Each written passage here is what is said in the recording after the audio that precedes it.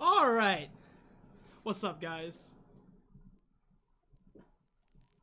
Wait, did it work? Okay. What's up? Let me undef myself in Discord. What's up? Howdy. All right. So we had to delay our podcast by like 25 minutes. Basically what happened was that everyone was like, thank you for the 8-month sub, Sag Husky. Appreciate it, man. How you doing today? I'm assuming that's your end. What's up, bro? But we were gonna originally start a podcast like 26 minutes earlier, and then everyone in my Discord server was like,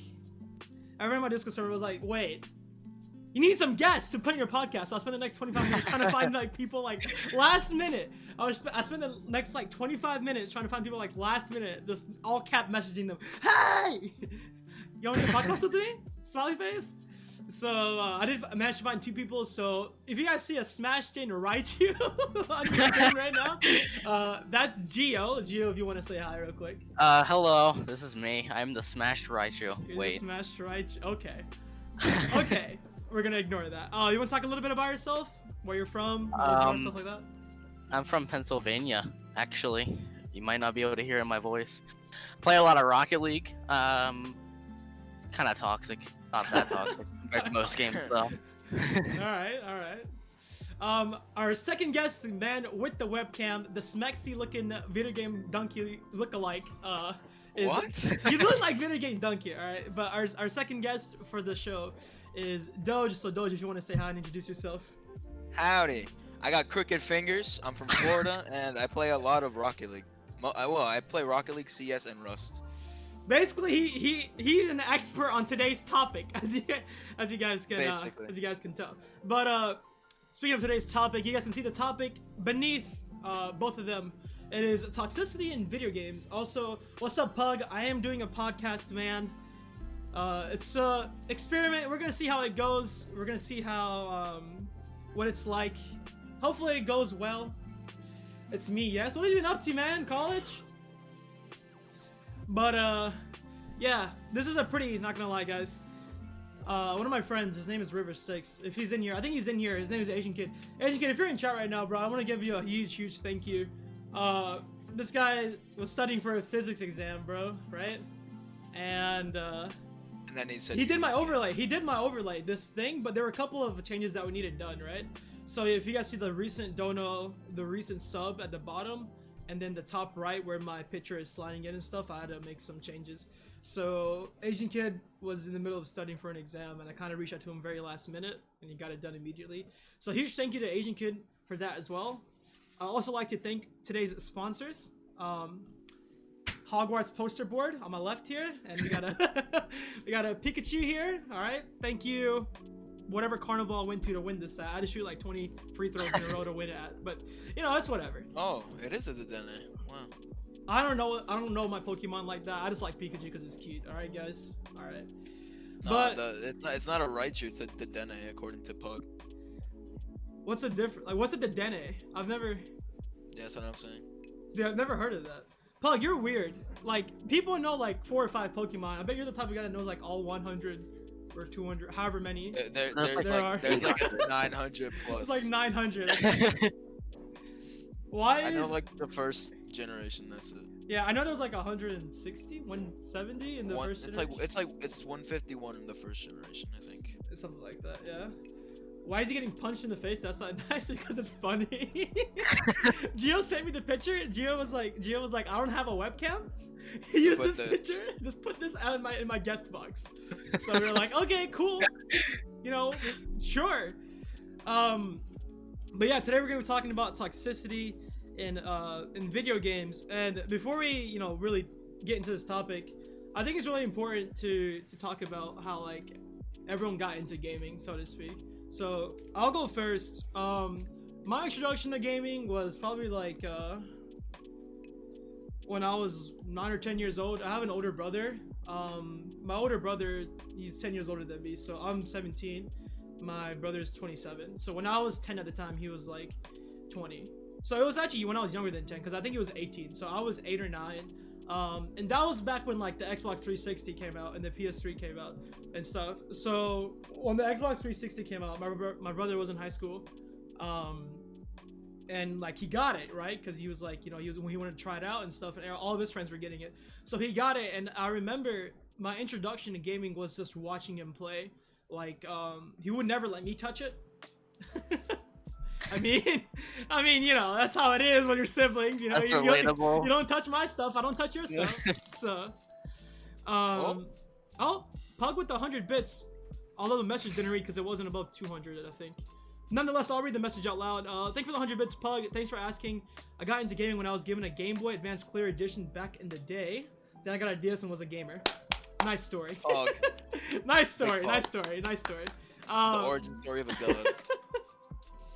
But yeah, I remember like I was just watching him. I was watching him just play on the Xbox, and the game during that time was like Halo.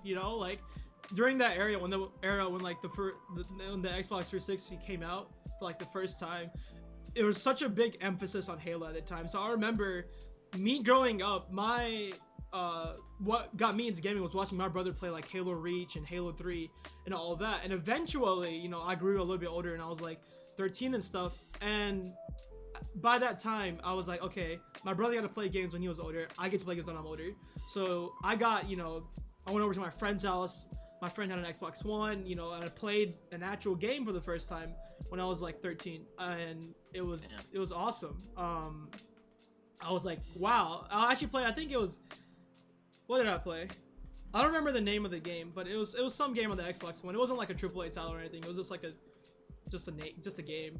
But like I played some ghetto game. Some ghetto game, yeah, exactly. Ghetto game you'll find at like Walmart. some indie developer game that I don't remember the name of anymore. But I remember playing it, and I was like, wow, this is fun. So then I went back to my house, and by that time my brother had already left my house. He was done with high school and everything. So I went back to my house and I played by myself for the first time. I played Minecraft Xbox 360 edition because we still had the Xbox laying around the house. I put in, it was like a digitally downloaded, it was a digitally downloaded copy, right? So it was all digital. I loaded it up and I was playing it. It was so fun, and that's what got me into gaming. So Gio, you want to talk about what introduced you? I'd love to. Whenever I was like very, very young, I was into Super Mario on the Wii. Ooh. And okay. Yeah, I would play with my dad. We would be on the couch, and I would be Mario, and he'd be Luigi. We would just always play together. It was very wholesome. And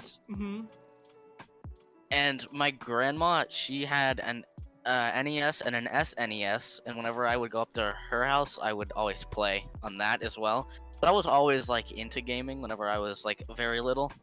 Right. Then I just really like played on like the Wii or whatever, and I got like on my parents' laptop, and I discovered Geometry Dash. Oh. Ooh. Oh my. Geometry Dash is your origin game? That's crazy. Yeah. That's crazy. It is. That's crazy. So I started getting into Geometry Dash, and this was a very bad laptop, by the way, so it was just able to run the game at 60 FPS. This man's running Geometry Dash at like Dude. He put in the graphic settings in the game. He put in graphic settings. He has low graphic settings on Geometry. I did. Dash. I'm not even joking. I did. That's actually funny. But dude, anyway. the Wii had a lot of games though. That's serious. So I started getting in the Geometry Dash community more, and a lot of it was a lot of people were just talking about like the different refresh rates on your monitor, like 144 hertz, 240, stuff like that, because it made the game so much easier. And that's how I got into PC gaming, because I was like, I really want a 144 hertz monitor, because if it's that much better to make me that much better at the game. Okay. So basically, what I'm getting from this story is that you purely wanted a 144 hertz monitor just to play Geometry Dash. Yes, yeah. oh my god. Yes, that's what I got a computer. Okay. I got a $1,000 computer because I want to play Geometry Dash. No. I want a $2,000 setup to play Geometry Dash at the laptop couldn't even run Geometry Dash at 144 hertz anyway, so I don't even know why I was thinking thinking that. That's This was like funny. whenever I was like 10, so I had no clue what anything like You try like to get Geometry Dash hacks for free. free Robux. That's Free what- RAM. Yeah, Great- so dude, that's crazy though. So you looked up like the hertz and all and like what yeah, computers and that's all how that. that's how I got into like PCs. Like that's how from that point I stemmed from like graphics cards. Like I started learning about all like the different parts in the computer, like the CPU, like all that. Right. And then like a year after I got into Geometry Dash, like on the computer, because I used to play it on mobile. After I got into it, one of my friends got a gaming laptop. It was like a pretty cheap one. It was like $500, but it was still a gaming laptop. Right, right. And then he logged into his Steam. And I Steam got account it to for the get first Geometry Dash just so I could play on it. That's crazy. Dude. Cause like And like keep going. yeah, like whenever I remember the reason I got a computer was kind of similar. But here the thing with me was that like my parents were really strict on gaming, right? Because like my parents always saw that they were, you know, how much my brother played them. So I got a computer. I finessed my parents. My introduction to PC gaming was literally me saying that I need a laptop for school and then getting a gaming laptop. Wow. And then I It's played like, on the guys, gaming laptop. it's I like need to see you my walk up teacher's to your webcam at 1080p. you walk up to your parents and you're like, yo, I need a laptop for school, and then you get some like 1080 Ti. No, it was so i7 funny. 8700. It was so funny. It laptop. was so funny. My dad was like, my dad was like really lazy, right? Like in terms of like getting me stuff. So he was like, send me a link to what you want, and this is your budget, you know, and then you have to live with what you get. I was like, say no more, you know, gaming laptop. I was like, I looked it up, and then I was like, shoot, this is what I'm getting. So, yeah, but sorry to cut you off there. I just thought that was pretty funny. I remembered that when you talked Did, about it. did you like order it online? Yeah. It was, This man was was Sam's Club sitting at the online. window. Sam's This man was Club sitting at the online. window waiting for this delivery to come in. Every day, I can smell it. I can see you looking out the window every day. That's funny, man. But yeah, I mean, Joe, you want to say anything else? I didn't mean to cut you off there. No, it's fine. Then I like, the laptop was pretty cheap, so it only had like 60 hertz monitor and everything, but it ran so good for like all like the games and stuff that he had, and that's when I was like, I really want one of these, and that's whenever I started researching, and I just asked my mom. I guarantee you, it was probably over 1,000 times for a gaming PC and stuff. Hey, mom. Damn. Can I get a gaming Hey, PC? hey mom. Hey mom. Just imagine Like the just Stewie. like... Hey, mommy, mama. Oh, talking about the thing from Family Guy where it's like, mommy, Yeah. mama. Okay. Yeah. So I eventually I got the gaming PC, and then I saw 240 hertz for the first time. Oh no. From going from like I literally played Rocket League in 8-bit on that the old computer that I used to use, and then it went from like 240 hertz, and it was so perfect. I was like, this is the best Christmas of ever. And yeah, Oh, right. ever since then, I've just been playing whatever I have on my computer, and I've just been into Rocket League ever since. How did you get into Rocket League? Oh yeah, that's just my friend, the same friend who got the gaming PC or the gaming laptop, had an Xbox, and I would go over to his Get out house. everything. So I would go over to his house, and we would play like every now and then Rocket League, and I was like, this game's pretty fun. Right. And my friend, and one of my other friends who had an Xbox, he was been playing Rocket League since like 2015, and I surpassed him. Pog. Wow. The What year about- I got it. What about you, Doge? What was your introduction, bro? So when I was really young, my parents had an NES and an N64 already. So I was born and that, Dragon's and a that part of that. yeah, and that was already in the household, right? And then I got introduced to Super Mario Bros, like the original one, and then Duck Hunt on the NES. Those were the games I played. We played on like the old box TVs, in this Oh one my room. goodness, yeah. Dude, it was lit. We used to play Super Mario Bros all the time. We used to play these games, or we used to play Pac-Man and like Mario Kart on the N64. Later on, I got a Game Boy that was handed down to me from my cousin. It was like a Game Boy Advance SP, which is like the little square one. And Right. then I played a lot of. There was like this Fairly Odd Parents game on there.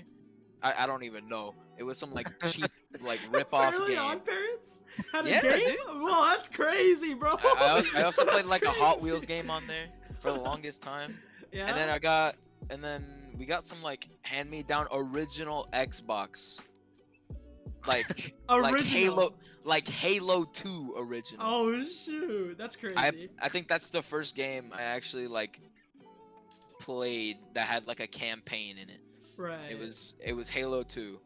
And then later on I got really tired of not playing like being able to play anything because I played the same games for the longest time. Right.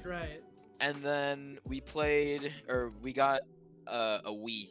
We played Wii Sports, Mario Kart, and then I got Dude. like a bunch of like Oh my- Sonic the Hedgehog games on the Wii.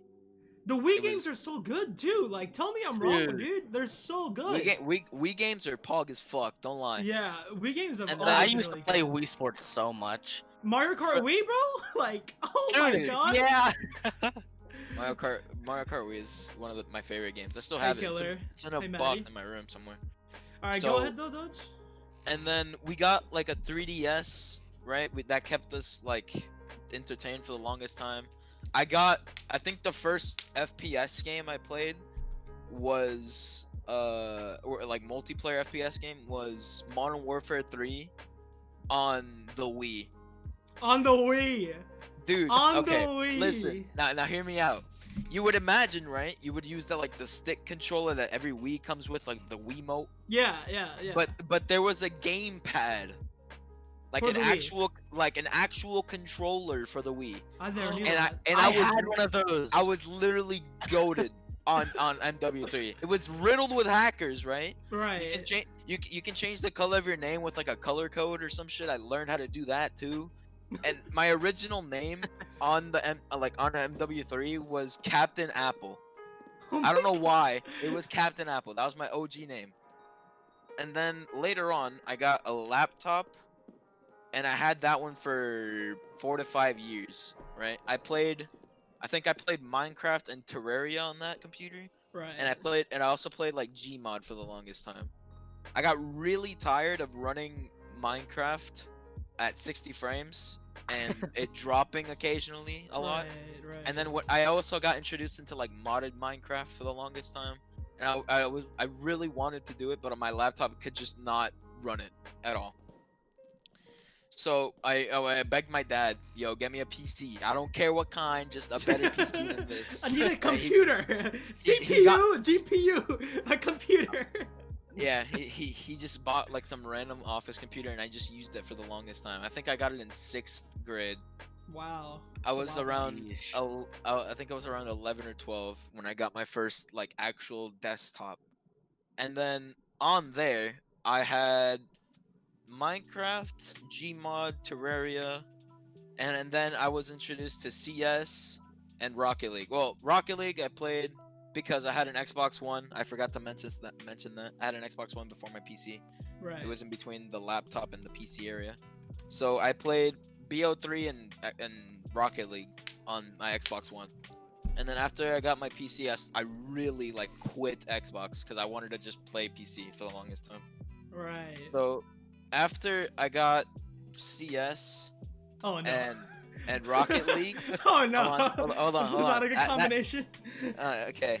I got CS and Rocket League, and then I just grinded Rocket League for the longest time, and I got up to like Diamond, and I was really, really bored of like having to deal with like bad internet connection and bad frames and just bad drops and everything. Mhm. Me and my friend both made an effort to like save up enough money to get both of us PCs, and we did that. So we both. That's I so have the cool. PC I have now, and he has his own. Like it's basically the same thing. What'd y'all do to save we, up? we just like did stuff around our houses, and we just saved up. We Like just like would chores? tell it. Yeah, we just did shit. We Right. just like we had an account or not an account, like a tab on each other to see how much we have earned. Right. and we would just buy it at the same time. We both got it at the same time. We both played Rocket League at the same time. We both got up at the same time. And then I started really playing CS, Rainbow, and Rust when I got this new PC. I tried playing Rust and Rainbow on my old PC, but I would run them at like max 30. Right. It was horrible. Right. So me playing Rust at 30 FPS from going from that, like Rust from like 30 FPS and Rainbow to 30 FPS, right? All the way up to 144, like smooth as hell. Right. I know how running you feel. these games. I'm like, holy shit, yo, this is amazing. And then we basically end up where I am now. I have this gaming PC and then I've been using it for like I think a year and a half, I think, maybe more. But yeah, that's where I stand. I started on the NES, really young. Yeah, I was introduced to gaming pretty late when compared to you guys, because the first time I touched, like I said, the first time I even thought about gaming and stuff was with my brother being in high school and me being like 8 or 9 and seeing him play on the Xbox 360 and being like, yo, this is sick, you know? So that was the first time I was introduced. But then I remember my first ever genuine experience with Toxicity. I remember, right? You wouldn't guess the game it was on. You wouldn't Halo. guess. No. Roblox. Oh my god, no. Think about the one PC game. Okay, on PC, my first experience with Toxicity. The one game known for Toxicity. CS? Yeah, CS, right? So here's what happened. It was, so I got into computer gaming relatively pretty late, like 2016-ish. And for the longest time, I would just play these free games. Then I saw Counter-Strike. If you look underneath, the top sellers at the time, it was the summer of 2017. If you would look underneath the top sellers at the time, there was a list of all these games, and then underneath, at the top of it was Counter-Strike. And I think at the time it was It was $20. $20 bucks. So I got I had no card at the time. And to be honest, that's how you paid for most of the stuff on the Steam marketplace. This man did chores and went to like a Target, probably. Yes, actually. So like, what happened was, here's what happened. So I was given a certain amount of money to spend on food, like a restaurant, like if I go out for like a sports meet or something like that, I was given a certain amount of money to spend. You didn't spend any of it. Yeah. So what I did was I didn't spend it. So I had $20, right? So I just skipped 2 meals of eating out and ate at home instead. So I had $20, didn't tell my parents a single thing. Right? Easy money. Right? One of my older friends dropped me off at Walmart. Went to like their like gift card section. Got the card, scratched it, I had my phone, the Steam app on there, redeemed the code, right? Threw the gift card away in the trash can at the Walmart, right? Threw the receipt away. We came back home, looked up CS, so I was like, all right, let's try this out. So I purchased the game, it takes like a decently long time to download. So it downloads and I'm excited, I'm like, yeah, woo, paid game, pog here, So I get it, and then I'm like, okay, what do I do now? Because you have like the menu is like competitive and casual and all this different stuff. And wait, there wasn't a tutorial? There was like a training course that you run through at the very beginning, and it's like shoot the targets as fast as possible. And I thought I was pretty good. Little did I know that I wasn't. So I hop into it, and at the time there was this YouTuber called Deluxe4, and he made like all these funny moments videos from CS:GO. And I figured out later that the game mode he played was or competitive. So I was like, okay, I'll try it out at some point. So what I did was, as soon as I got the game, I think you needed to be like at the time private rank 3 to play competitive. So I played some casuals, didn't have a mic at the time, and I played some casuals, got to rank 3, went into a comp game for the first time in my life. And this is where my experience with Toxicity really began. I went into a comp game for the first time in my life. It was Mirage, so it wasn't a map that I knew because I only played Dust 2, me being a new person, because I had all the maps selected still. That's how new I was. Like I didn't even know how to unselect the maps. So I clicked, selected all the maps, or whatever, and then pressed go. And then we found a match, and like the little green people popped up, the green dots, if you remember at the time. And so I clicked accept. So I got into a match, and I was doing awful, right? Like I had 0 kills. I think we were like 11 rounds in, and so I was like 0, 0, 0, 11. So like it was so different for me than what I was used to. Everyone was trying and stuff and saying all these comms like, you know, one catwalk or one connector and one here, and I didn't know what any of that meant. So I was like, you know, I was just looking around like an idiot, you know, and then the people in the voice chat would be getting like frustrated, be like, no to your left, no to your right, bah! You know what I mean? And then like everyone would just like he lost brain cells, I lost brain cells, everyone lost brain cells. So after a certain amount of time, after like, I think 2 more rounds, so it was almost halftime. And obviously I'm feeling kind of down because my own teammates are yelling at me, like literally yelling at me through their microphones as loud as they can. I can't believe how well you know this experience. No, because it had that big of an impact on me, because I remember exactly what happened after that. They called it kickfoot on me, and I didn't know what that was, but I saw it. I saw it. It said kick player, you know, and my name at the time was Happy. No, it was Legend. Sorry, this was before I became known as Happy, and then Hakairos. It was Legend, and it was like a picture of like some anime person, because you know I'm lame. And it said kick player Happy ? So I was spamming F2. I didn't know that, you know, you already vote no. So I was spamming F2, and I was typing in chat, you know, hey guys, I'm new. Please don't kick me. This is a learning experience for me and stuff. They're like, we know. Yeah, and they're like, okay, whatever. Period. Bruh. And then I got kicked. And I remember, like, after I got kicked, I just shut down my, you know, my computer. And I was just like, wow, people are douches, you know? Like, I didn't know online gaming could have that type of environment where people would get mad at you and get tilted and all this, you know, different type of stuff that I was experiencing for the first time.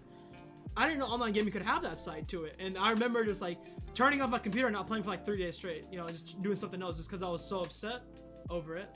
So that was my first introduction to toxicity in video games. What about you, Doge? We'll go from right to left this time.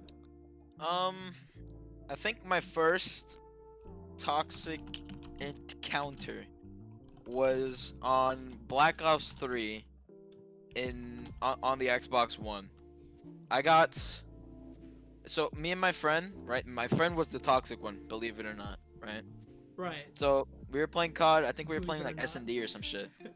I give him like the wrong call out because I'm like 9 or 10 or some shit. I forgot what age I am at the time, right? And he lives down the street. Like I know this kid personally, right? Mm-hmm. But I give him the wrong call, and then he's like, I remember this vividly, right? We had other people in the party. We had people in the party. Mm-hmm. He was like, what do you do to a soccer ball? And I'm like, you kick it, and then he fucking removes me from the party. I'm like, oh, your damn, own friend, your own friend that you knew. Yes, your own friend. I was like, okay. And wow. then he just and then he was the same person that introduced me to Rocket League though. So I was like, it's a blessing and a curse at the same time. Wow. So like when he kicked you, like I know this scenario because I was like, bro, I just want to play, and he's like, nah, you're garbage, and then he just started trash talking. I was like, okay, whatever. Did you try like? Did you try like? I let him be for like 5 days, and then he still wouldn't play. I was like, okay, whatever. I'll just let this kid fuck off, and I was like, okay.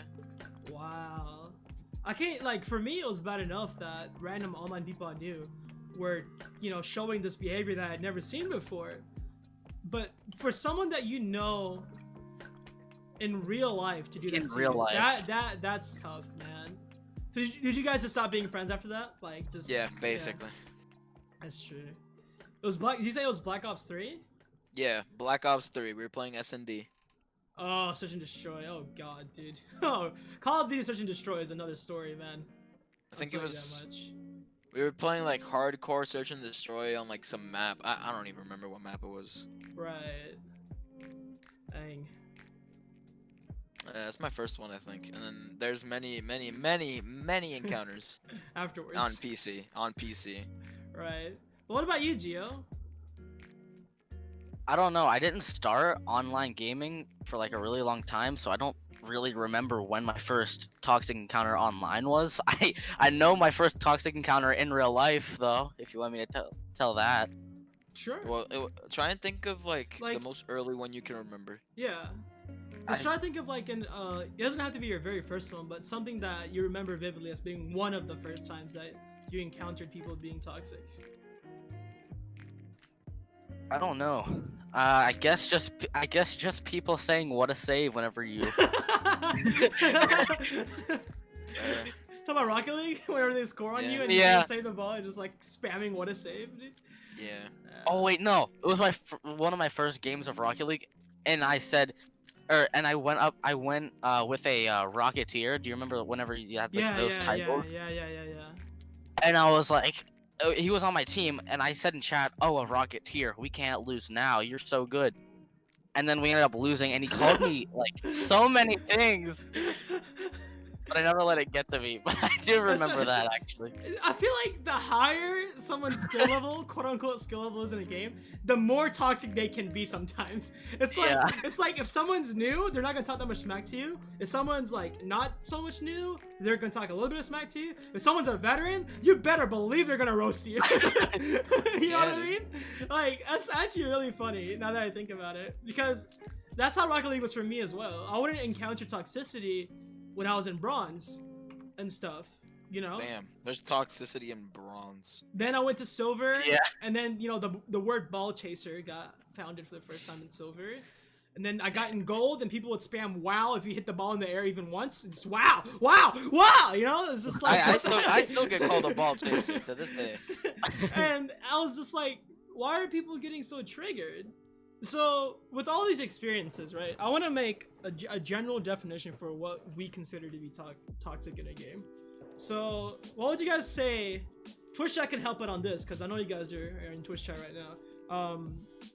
What would you guys consider to make someone... What would be like a characteristic of someone who is toxic in general? What would be a general definition for it? What would you guys say?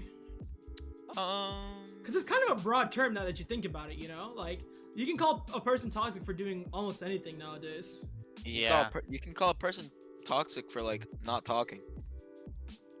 Yeah. True. Yeah. If they have a mic and they don't talk on purpose, you can call them toxic. I feel like the most accurate representation of somebody that's toxic is that Moto? they're genuinely bad at the game, right? in some form of way, right? And you're better than them, Holy right? Shoot.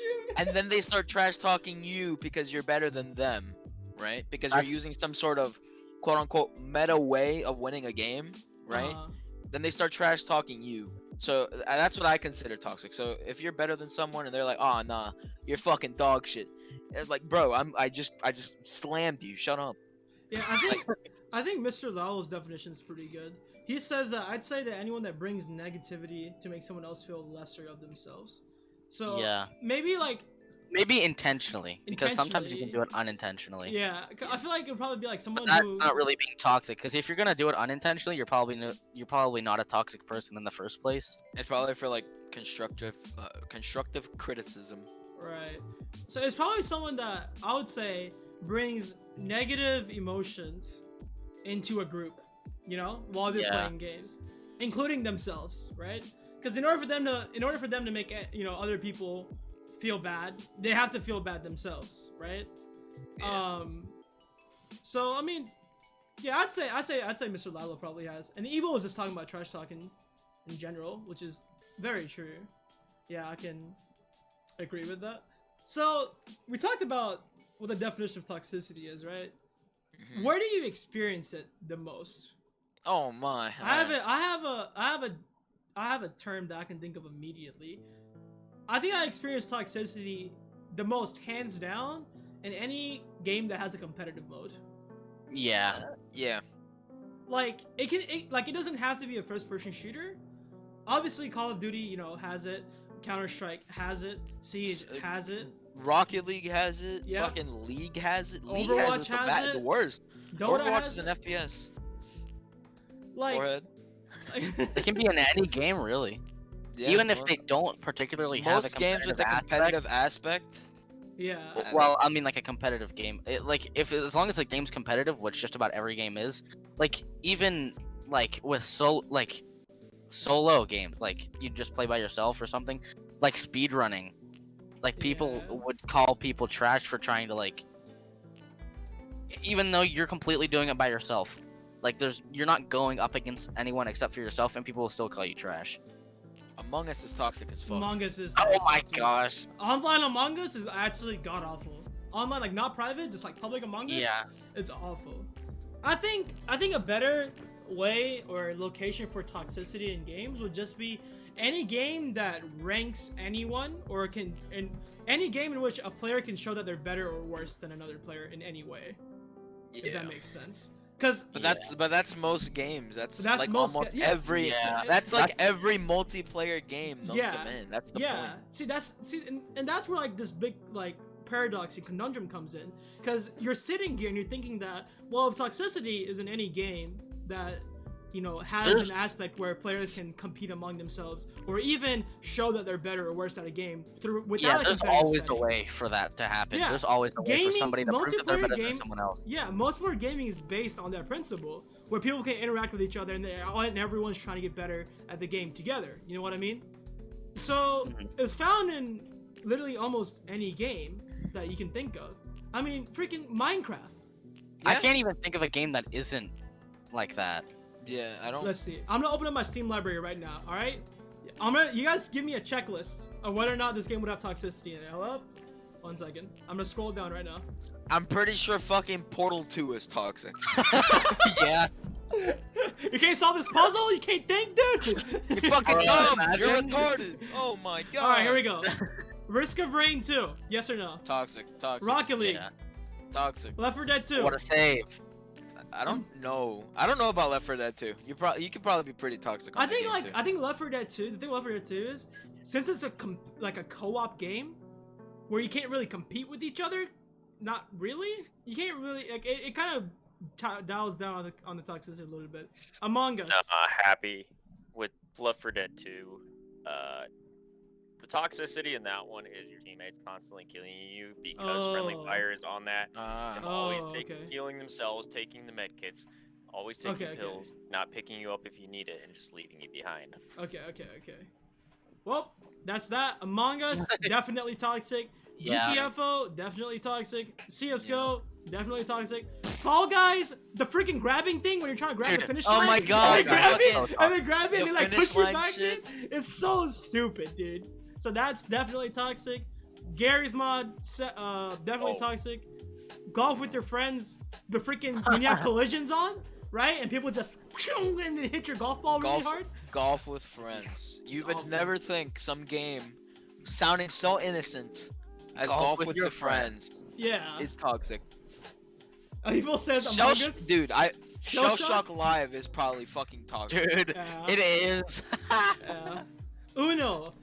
Toxic. Oh, if there's a game, That's known. That's been known forever. Since that game came out as like a card game, It destroys friendships. It destroys Exactly. It's been known to do that. So There's just multiple games like that. I feel like what happens with gaming and multiplayer games and wife and like toxicity is that I feel that people, since like, so when you think about like an online game, right? You think about an online game, it's kind of like one of those things where people know that they can be different online than they can be in person. Yeah. You know? That's what I was gonna mention too. And I feel like what happens is that because it's, you know, an online setting and you're not really in front of a person like physically, I feel like people can just think that they can do whatever they want to do. Yeah. Exactly. And then like they can try to be cool or whatever, you know, in front of their other friends. I was gonna mention the fact, like, you can hide behind a screen all you want and talk all the shit you want, but if you met this person in real life, you wouldn't say jack shit to them. Yeah, exactly. And You can be a completely honest person in real life, but like you can be the most toxic person online. you can still be like a nice person in real life just because it's physical. Yeah. And you're nice to people, you know. Exactly. And you're thinking about it and you're like, well, that takes away the entire point of video games. Why are video games made, right? Like, why do people play games? It's to have fun, you know. Like For the most part, yeah. Like if I sit down and I'm playing a game, right? I'm more than likely to be playing it because I want to have fun. Now, a lot of people would say that they play games to win, but why do you want to win? Because it's fun. You know what I mean? It's nice being able to say, you know, yeah, I won, and you like the feeling of it, and that's fun for you. The feeling of winning is fun for you. You know what I mean? And I feel like what happens is that whenever these toxic people are put in an environment where they're not always winning, because so for them, if they're only playing to win or whatever, you know what I mean? If they're put in an environment where they can't always win, that's where the toxicity comes into play. Because then they're not having fun. If you're not having fun, let's say that there's a like a 10% chance for your negative emotions to come out when you're playing a game normally, right? If you're not having fun, I can tell you right now, in my opinion, that chance goes up by like 70%, if not more. You know what I mean? Because if you're not having fun, if you're not smiling, or if you're not enjoying something, more than likely you're gonna try to find another way to enjoy it. And for a lot of people, that other way is being toxic or being mean. I mean, to be honestly, if you're toxic to the wrong person, they could make you homeless. Because there are some smart people out there who can just they get your IP, get your banking information and stuff from you being stupid. You can just mess with the wrong people, and your life's thrown away. Because everything online is so because you decided to call some kid in CS dog shit. Yeah. Or something, right? Exactly. And it's weird because I feel like people don't realize whenever they play competitive games or any game in general that there's gonna be times where you're not gonna enjoy it. You know what I mean? I play, for example, let me give you an example. I play soccer. I've always played soccer.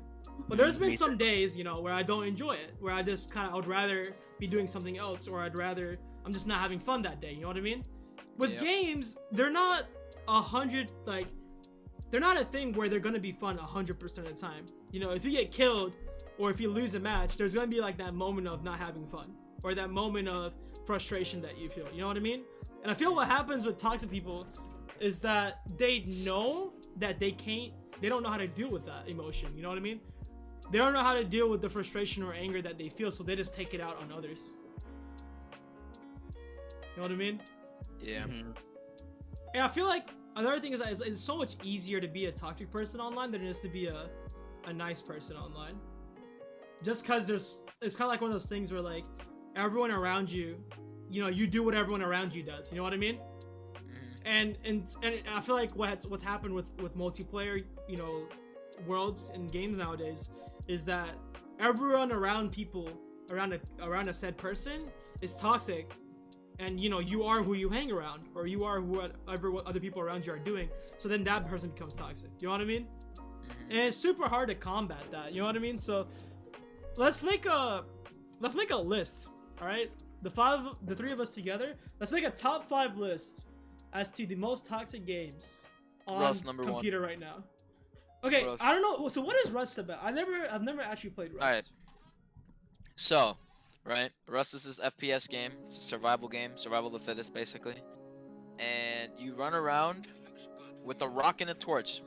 That's how you start, right? You collect materials, you farm shit, you make a base, right? And then you run around, and the main objective is to get the most loot possible in a wipe. A wipe is the certain period of time. It's normally from the beginning of a month to the end of a month. That's on vanilla. And then the goal is to have as much loot as possible for then it to leave, right? Alright. That's not the toxic aspect. The toxic aspect is the fact that there's a bunch of cheaters on the game, right? And that's where people get mad at. And there's also people that practice certain spray patterns for certain guns, and they get better, right? Normally, right, when somebody is toxic in Rust, it's because they either died in a stupid manner, they either lost a gunfight, or they're getting camped in some way. So there's this term in Rust, it's called door camping. You basically sit outside a person's household or base with a shotgun of some kind or a gun of some kind, and you wait for them to come out with stuff, and you kill them and take their loot. Oh wow, that's People normally get really mad at that. So you would see why the toxicity would grow really quickly. I mean, yeah, definitely. I feel like that's justified. You know, like if I There's spend, also If you spend so plenty much of time. ways to annoy somebody Yeah, in that game. Gio. Like you can grief people's bases if you have certain things. Like you can literally put an indestructible wall, or not indestructible, but really hard to break wall in front of their door, and they can't leave their base. Like they can't do anything. They're just stuck in there. They have to kill themselves and like find a way to get back in. Wow, dude. Yeah, there's just a lot of things in Rust that just make it fun but annoying at the same time. And I feel like, you know, when you said that, like, that opened up an idea to me that I feel like maybe some people are toxic, quote unquote, justified toxic. You know, like, it's not just for any reason. Like, if I was, you know, I don't know how long it takes to make materials in Rust and to make a house and everything, but I'm assuming it's a fairly long time and it requires a fair amount of effort. If I put all that effort in, right, and I was sitting in a house and I walk out my door, you know, for like the first time, and I just get shot and lose all my progress, like I'm gonna be pretty upset about that. Yeah. You know what I mean? And the problem is that it's not necessarily the player or the company's fault that made the game, because you can't actively watch for behavior like that. There's no way to watch behavior of players like that. There's nothing wrong with that kind of action. It's like part of the game. It's what makes Rust Rust. But what sucks about it is that when it happens, it is upsetting to the player it happened to. You know what I mean? And it's upsetting because, you know, it's a mechanic of the game that people find to not be pleasant or whatever. And that's like beginning to mid game like strat, right? Right. Normally a lot of people do that to like get guns. Like shotguns are very, very low tier in the game. So they would normally try to do that to get like an SMG, which are like mid tier, right? Or rifle, or like a semi-automatic rifle. And then they try to do that strategy to get a gun or some more gear, right? And people get normally mad because they just lose their only set of like armor or guns, right? But that's like mid to low tier like strat. High tier like end game strategy, which is called roof camping. They make a big ass tower, right? They sit on top of that tower the entire time and they just kill everybody they see. Wow. Like they don't give them a chance to farm anything. They don't give them a chance to fight with another person like fairly. They just kill them and they just farm people for no reason. They just kill them immediately. They see them in their sight, boom, gone. Like they don't even get their stuff half the time, or do they No, they don't get anything out of it. They just kill people. Oh, so they just do it. So does the toxicity come from like voice chat? From like yes. Okay. Voice and text chat, because there's a thing in Rust where you press a certain keybind to talk. It's a push to talk bind, right? And the person, it's proximity chat, right? Like so it's like PUBG. Like it's PUBG, right? Okay. And people normally scream or yell at you or like yell at you in many very, very, very, very offensive words, right? Right. And they just try to deter as much as their anger out on that voice chat as much as they can until they die, right? Because when they die, they can't talk anymore, right? They're dead. Right. They have to respawn and then somehow make it back and yell more, or they can type it out in text chat. Right. So you can see why people get toxic and why people like start bearing toxicity in that game. Right. I've become very used to like hearing many toxic things because of like certain scenarios, and I've done toxic things myself. Like there's no way around it. It's Rust. It's just how the game goes. You're supposed to be. It's either be toxic or get like uninstall. Yeah. It's either be toxic or uninstall. Jared says, happy look at Discord. Why? There's nothing in Discord, what the heck? But anyways, so that's toxicity and Rust. So what I want to do is I want to talk about toxicity and some games that we're familiar with, and then rank them and what's worse and what's not. So Gio's game is Rocket League. He plays a lot of Rocket League. So Gio, you want to talk about toxicity in Rocket League? I'd say Rocket League isn't that toxic compared to most other games like CS:GO or like Rust. Like I could only imagine like losing all of my stuff from somebody right at my door. Yeah, I could only imagine. Like the reason Rocket League is toxic is because there's certain mechanics in the game that make it annoying. like demoing, and like there's mechanically advanced people that like do stuff that you can't save and shit. There's just a bunch of stuff. Smurfing is also annoying. Smurfing is also now that the game's free to play, you're probably gonna see a little bit more of them. But there's also like this thing that they have in Rocket League where they prevent a lot of the toxicity, like in text chat. Thank God it doesn't have a fucking voice chat, because God knows what would fucking happen. I know. I'm so glad Rocket League's voice chat is absolute butt cheeks. It only works like 1% of the time. Yeah, but most of the time, if you're gonna put something really mean in the text chat, they can just report you and you basically get banned for like 2 days. Their banning thing it does happen a lot, because I've seen a lot of my friends be banned for toxicity from Rocket League. Yeah, so, I mean that's something. I feel like Rocket League has one of the better systems in terms of like preventing toxicity. Yeah, but like if you think about like Rocket League toxicity, because also Jaro is asking Gio who Smurfs. Smurfs on Rocket League? I don't know. People that have lower ranked friends that play with them and get them up. Yeah. Gio's the case of doing that with me. What? I do that with a bunch of people. Except I'm on my main account whenever it happens. Yeah. Wow. But like it's kind of like one of those things where it's like, because voice chat isn't like get that important in Rocket League, and because the thing where everyone just abuses text chat as much as they can. Yeah, right? that can get to your head. Like like if you're playing against like console players and you're on PC, toxicity isn't really that big of an issue. They can't see your thing. Yeah, exactly. I could only imagine what would happen if you could. The only thing that happens with toxicity in cross-platform games in Rocket League is literally flipping the quick chats. And who cares? Okay, you want to save me? I don't care. It's just a quick chat. You know what I mean? But then you go into a PC versus PC lobby, dude, and that's where that's where the fun begins. You know what I mean? That's where you can type in whatever the crap you want to into. There's no chat. Censorship in. There's no censorship. You can type whatever you want. It's freaking hand-to-hand combat in a way. You know what I mean? You'll later face repercussions for it, but yeah, you can. At that moment, there is nothing stopping. No, only if they report though. Only if they report. Cause sometimes people don't even care. Like a lot of people don't even remember that the report options in the game. And what sucks the most is that with Rocket League, most of the toxicity comes not from the opponents, but from your own teammates if you're solo queuing. True. That's where most of the toxicity comes from.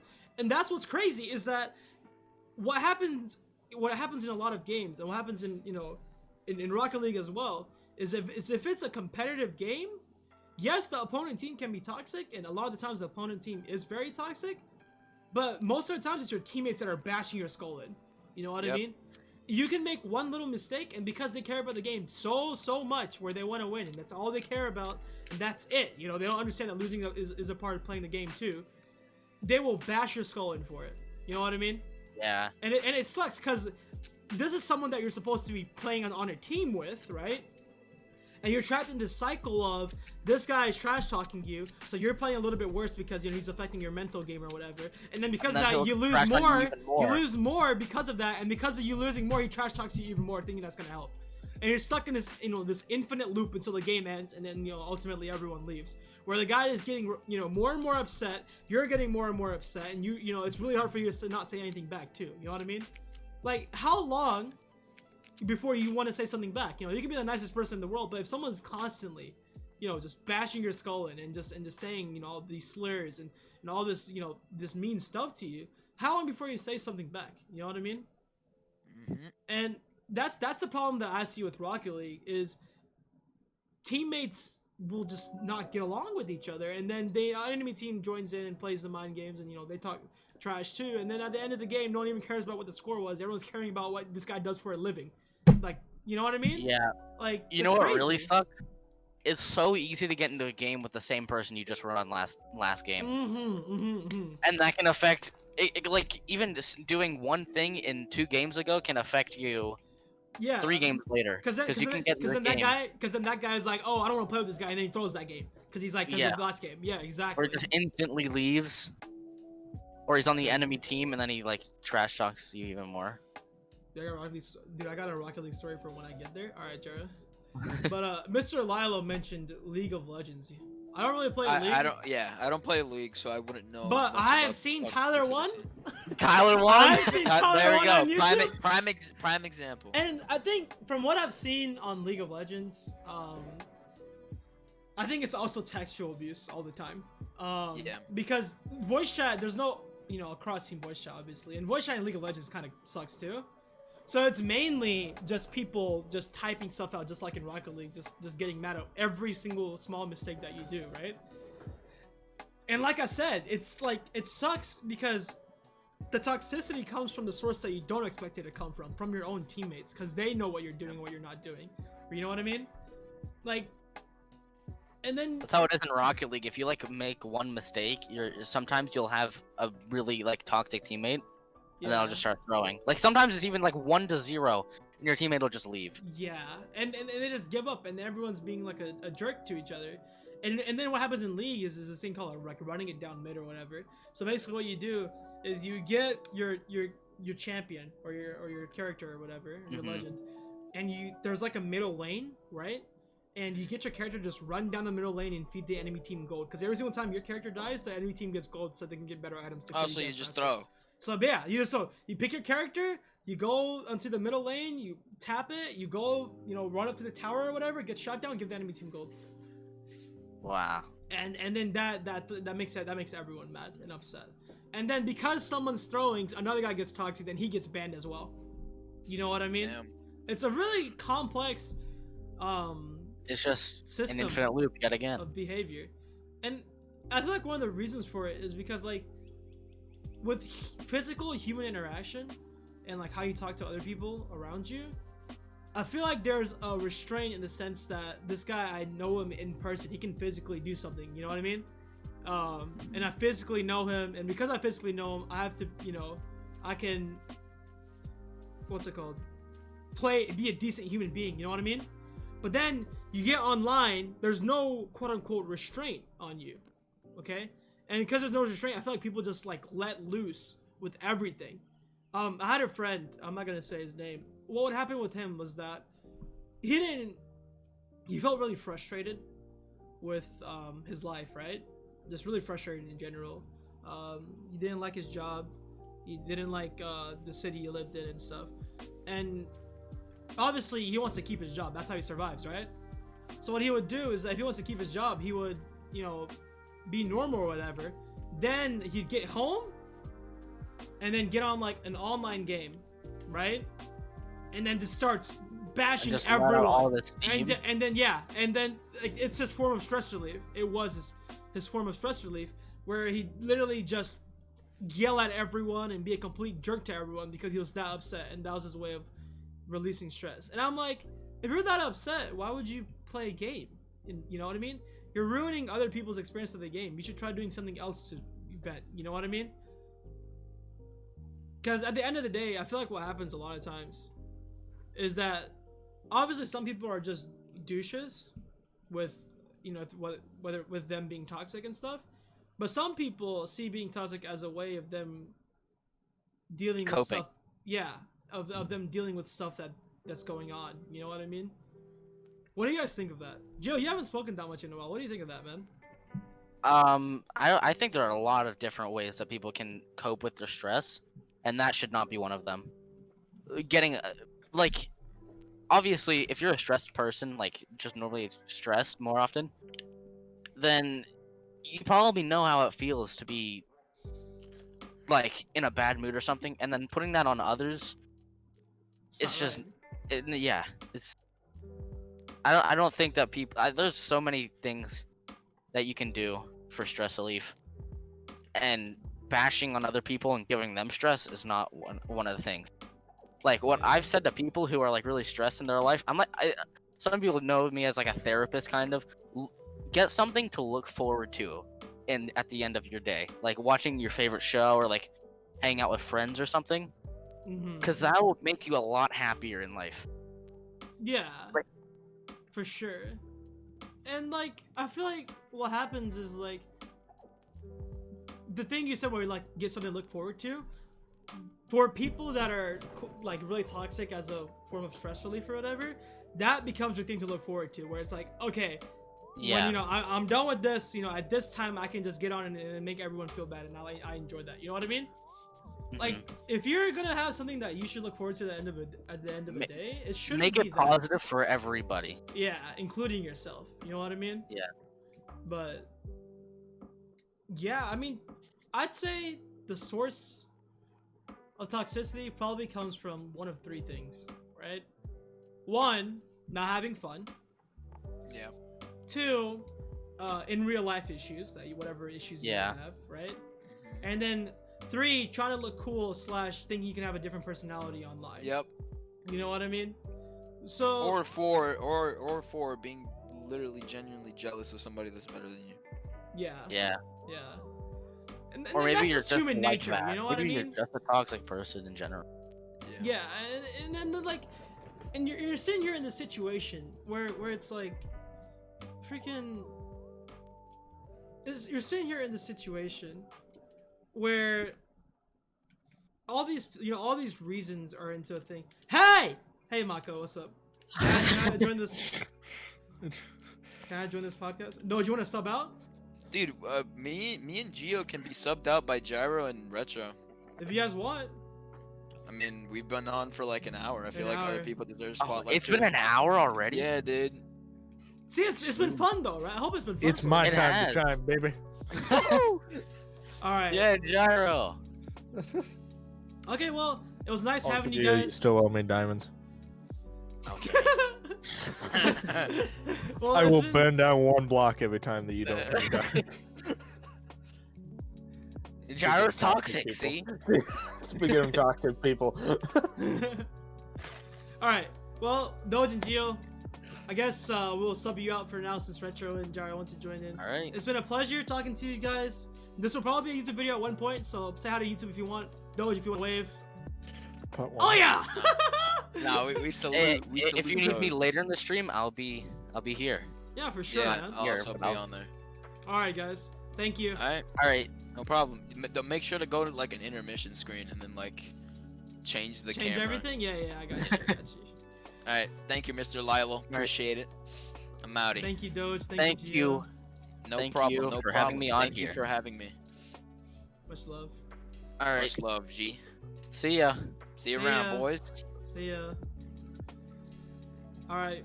Well, quick intermission real quick as we get our new guests onto the show. Bear with us. I'm gonna deafen up real quick. And But I'm here already. What? no, Retro is in here. I need to change some stuff as well. Hold up.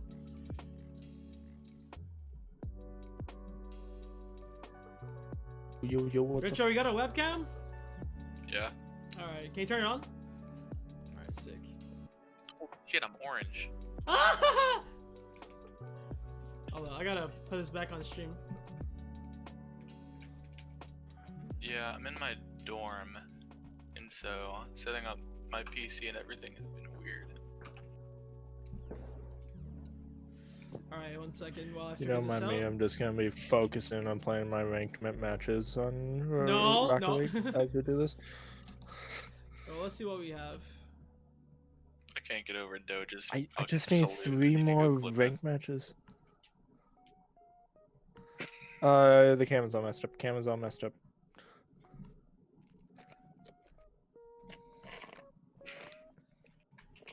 You wanna wave, Gerald? Hi. give your best hype for podcast face right now. Right now. Nice. I'm just gonna casually drink some Sprite. Fuck, I'm empty. This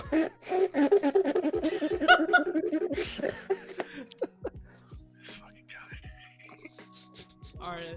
So there's Gyro subbed in. And then let's go ahead and get Retro on here as well. Dude, this is weird. I need to pull up like a white screen to give me like some fucking front lit lighting. Today's topic will be about Minecraft. Minecraft and Smash. That's all I care about. Dude, yeah, I saw that commercial. That's gonna be like the newest best character. I don't know what to think about it. He's gonna be overpowered, dude. people stop canceling their queues. I just want to play some ranked 3s.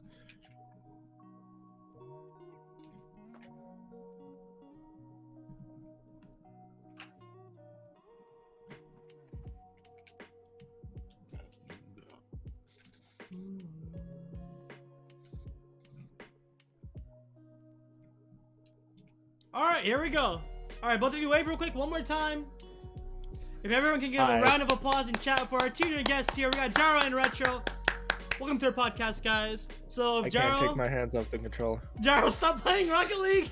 You're on a podcast. I can't. Rocket League is life. All right, well, Retro, are you playing Rocket League right now, or are you free? No, I'm just chilling. All right, well, if you want to introduce yourself real quick, Retro, give a quick background to yourself, tell chat all about you. I'm Retro. I'm 16. I live in a dorm. I run a team that Hakairos is partnered with. I play a lot of games. I don't have much, man. Like anime. Anime. just kind of vibe. That's all I got. All right. I don't know. What's your favorite food? Oh shit. Sushi. All right, guys, we got a basic bit in here. All right, nice, nice. Oh, all right. I'm kidding. All right, Jar, you want to introduce yourself while you're playing your competitive Rocket League game while you're on a podcast? God, okay, well, this is gonna be difficult. My name's Gyro. I'm 24. Hold on, I gotta do a single shot. Okay, I suck at Rocket League. I have many different occupations. Manager, school counselor. I do a lot of city work, volunteer work, but yeah. All right.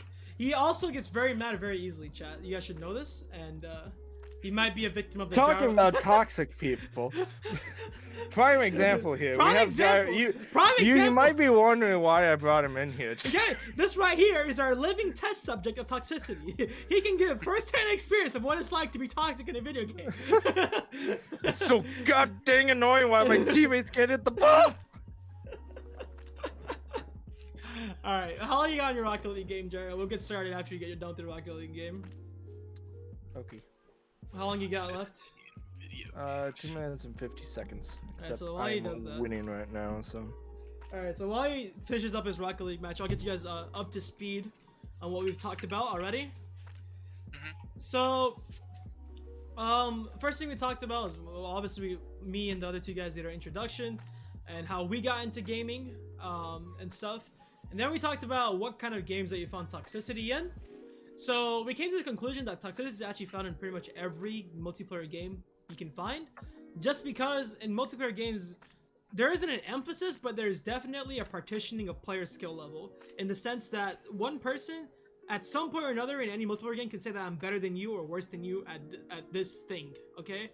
And basically the root of toxicity is that principle, in the sense that you can communicate to other players whether or not you are better or worse than them at a certain thing. So it's not just competitive multiplayer games, but any multiplayer game. It's the same reason that you find toxicity in casual CSGO, why you find toxicity in Minecraft, why you find toxicity in freaking public Among Us games, you know? It's the same reason, because you can, at the end of the day, you can say that you're better or worse than someone. And what we also talked about, very briefly, is the reasoning behind people being toxic in games. So one of the main principles that we came up with was the fact that games are based on having fun. Most people get on games to have fun because they think it's something that they enjoy and it's something that they like doing. When they're not having fun, that's where the toxicity comes out 90% of the time. So in a competitive game, your emphasis on fun is the feeling that you get after you win a match. After you win like a really hard match and someone is, you know, the other team is really good, or just winning in general always feels nice. No one likes losing, right?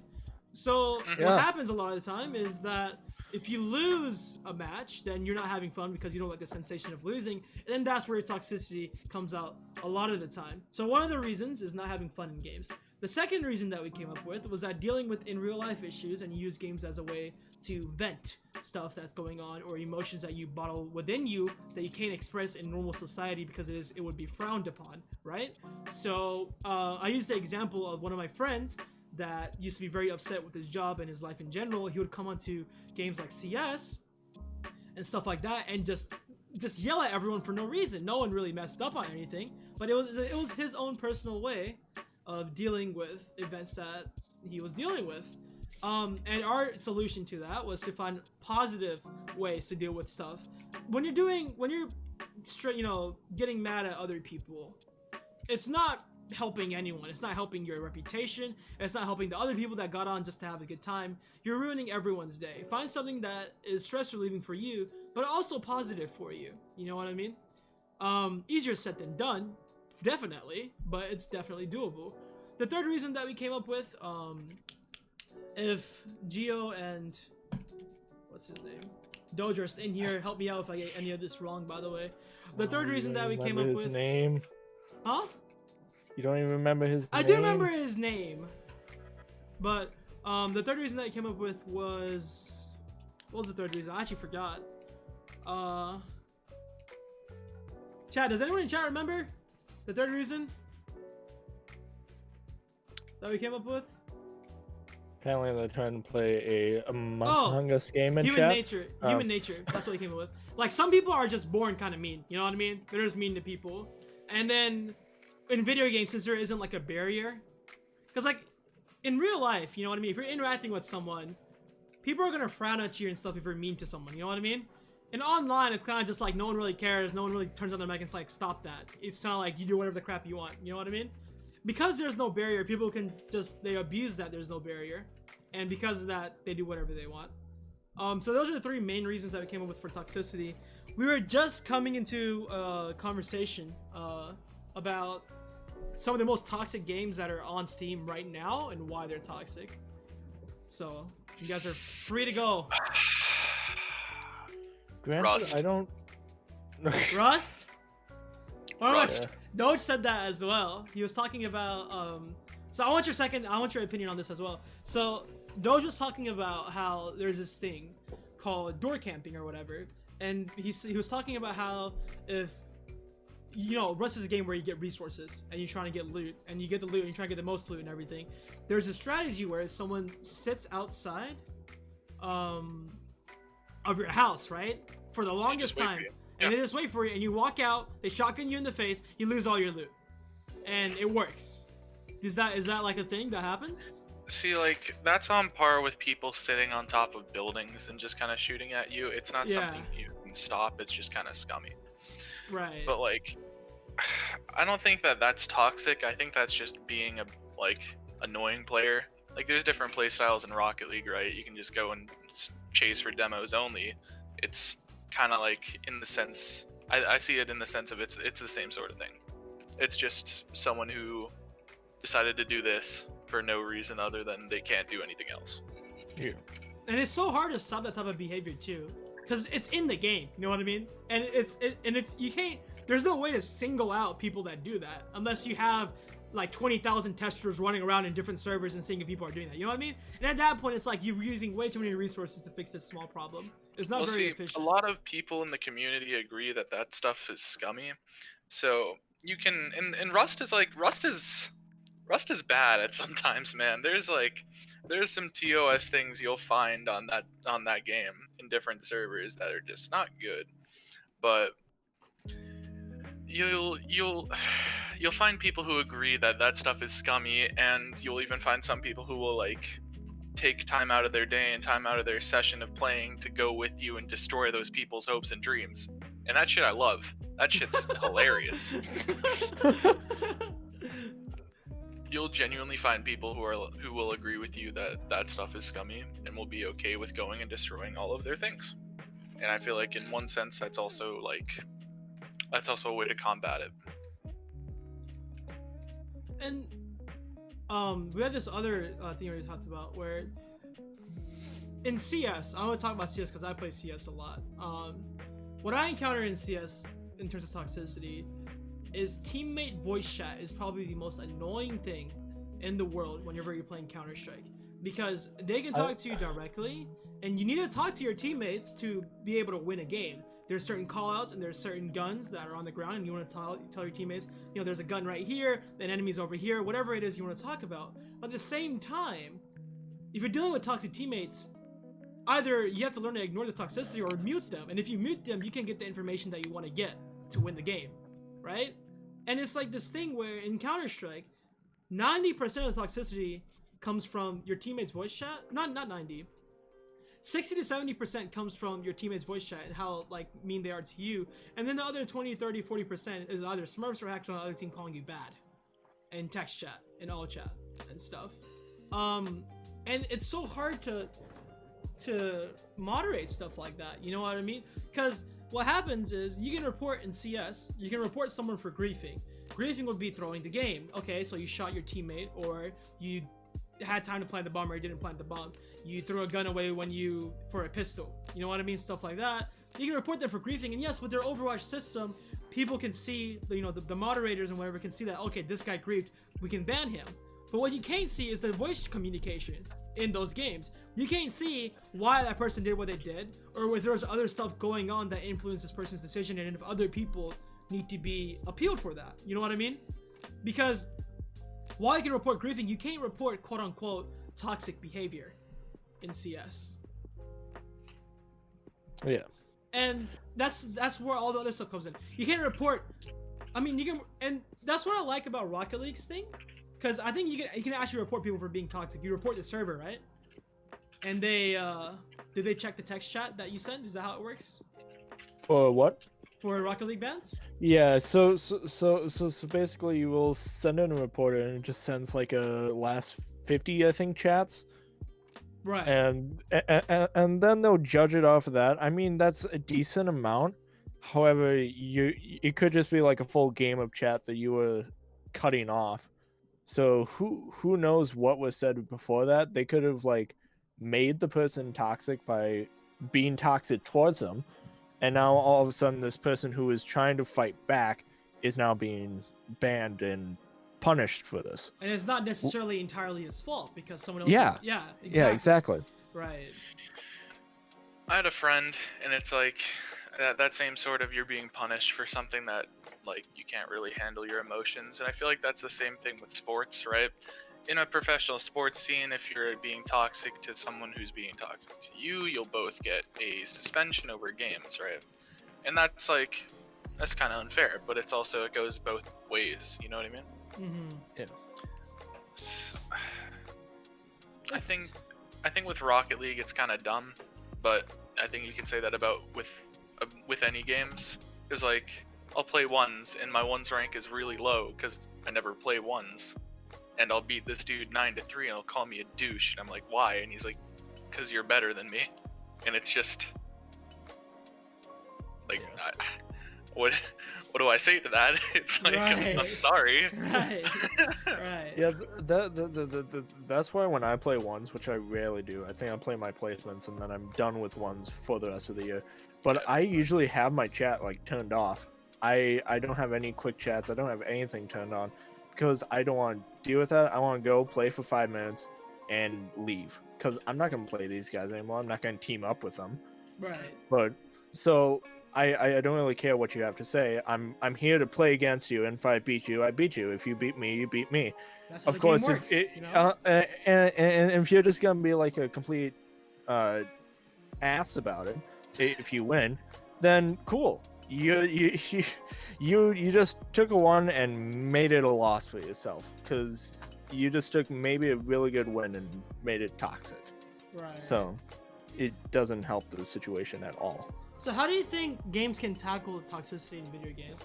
Obviously, there's a reporting option in any game, but I feel like, personally, if you report anything in a game, the voice comms and text should all be given when you report something. Yeah.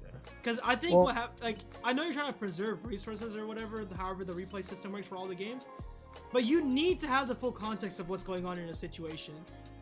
behind. I think that's really hard to do though. Yeah, Then that's like moderating and trying to go over like things that, like I got banned for spamming what a save when a lot of people were getting banned for that on Rocket League because it got autoed for no reason other than people can spam report you for being toxic, and it's like, what do they do? They can't have everyone go and do personal like reviews of every single daily report.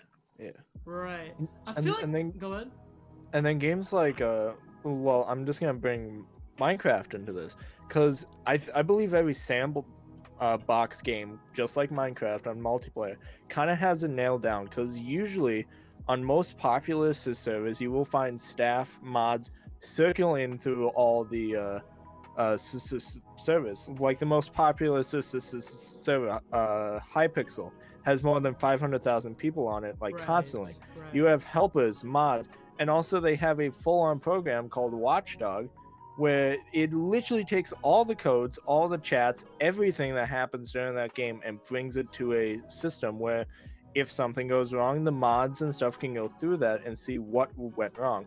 So it's really like games like that have it nailed down. But games like CSGO and Rocket League, you can't really do that without implementing like that Watchdog thing.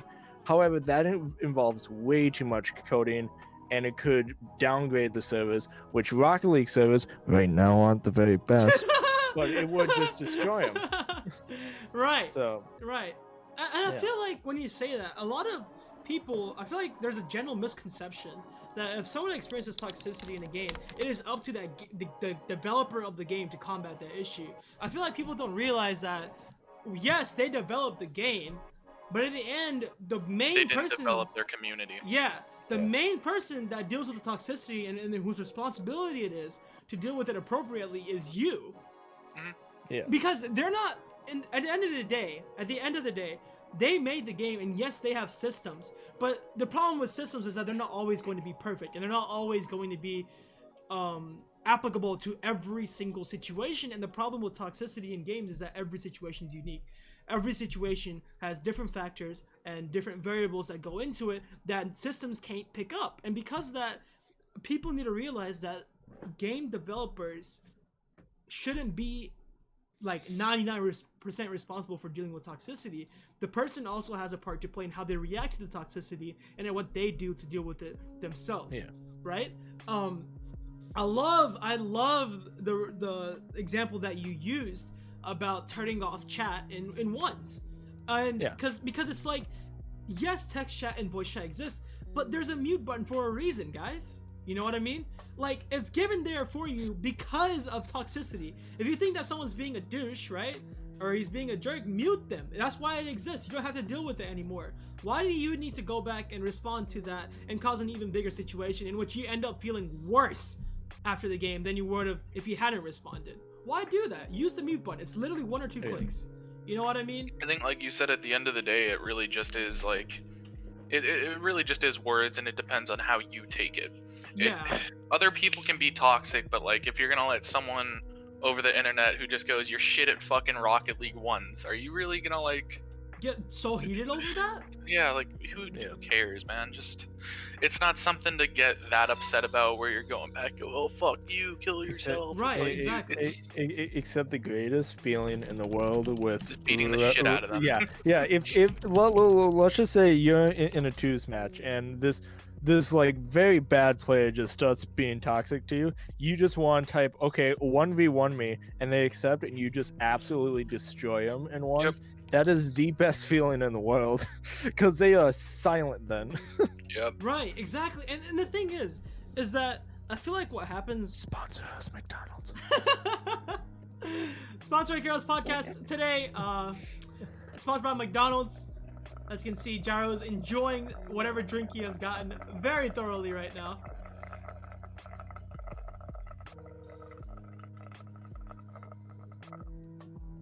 You done? Let's go for round 2. Nice. But as I was saying, thank you for the follow, Cuke. I appreciate it. Where are you from, man? But as I was talking about, there's this thing that I feel that people don't realize as well, and it's the fact that in real life, right? Let's put let's give a scenario, or not. Let's give a general idea here. I think that someone's online age is definitely separate than how old they are in person. I think that, and what I mean by that is that someone can be, let's say, just like 20 years old in person, but the way they act online can be like a 5-year-old. Jarrell, stop waving. I'm not calling you out. I'm just saying like in general. You are 100% calling me out right no, now. I'm not, dude. No, I'm not. You're 24. I said 20. Yeah, exactly. You have nothing to say to that. Drink your McDonald's drink. Drink your McDonald's drink. You have nothing to say to that. You have nothing to say to that.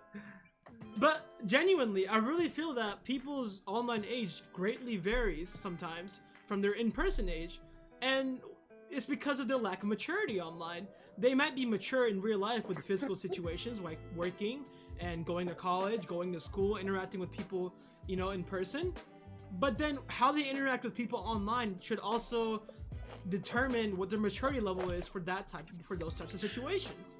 I think that your maturity level online represents almost a second self where you can be almost in a sense more childish because, like you said earlier, there's a barrier between two different people and the people online, you know? I think that it gives people another different escape for their own personality to either be themselves in a good way or either a bad way. Yeah, and the thing is if someone was being a jerk to someone in real life, most of the time someone's gonna call that person out in real life for doing it. Let me give you an example here, okay? I saw a video on YouTube just yesterday, and it was this person that was working in this store, and he was a cashier, and this person, you know, walked up, and he was being racist because the guy was from the Middle East, and the guy walked up, and he was being racist, and he was saying like, I want to be served by you, and all this stuff, right?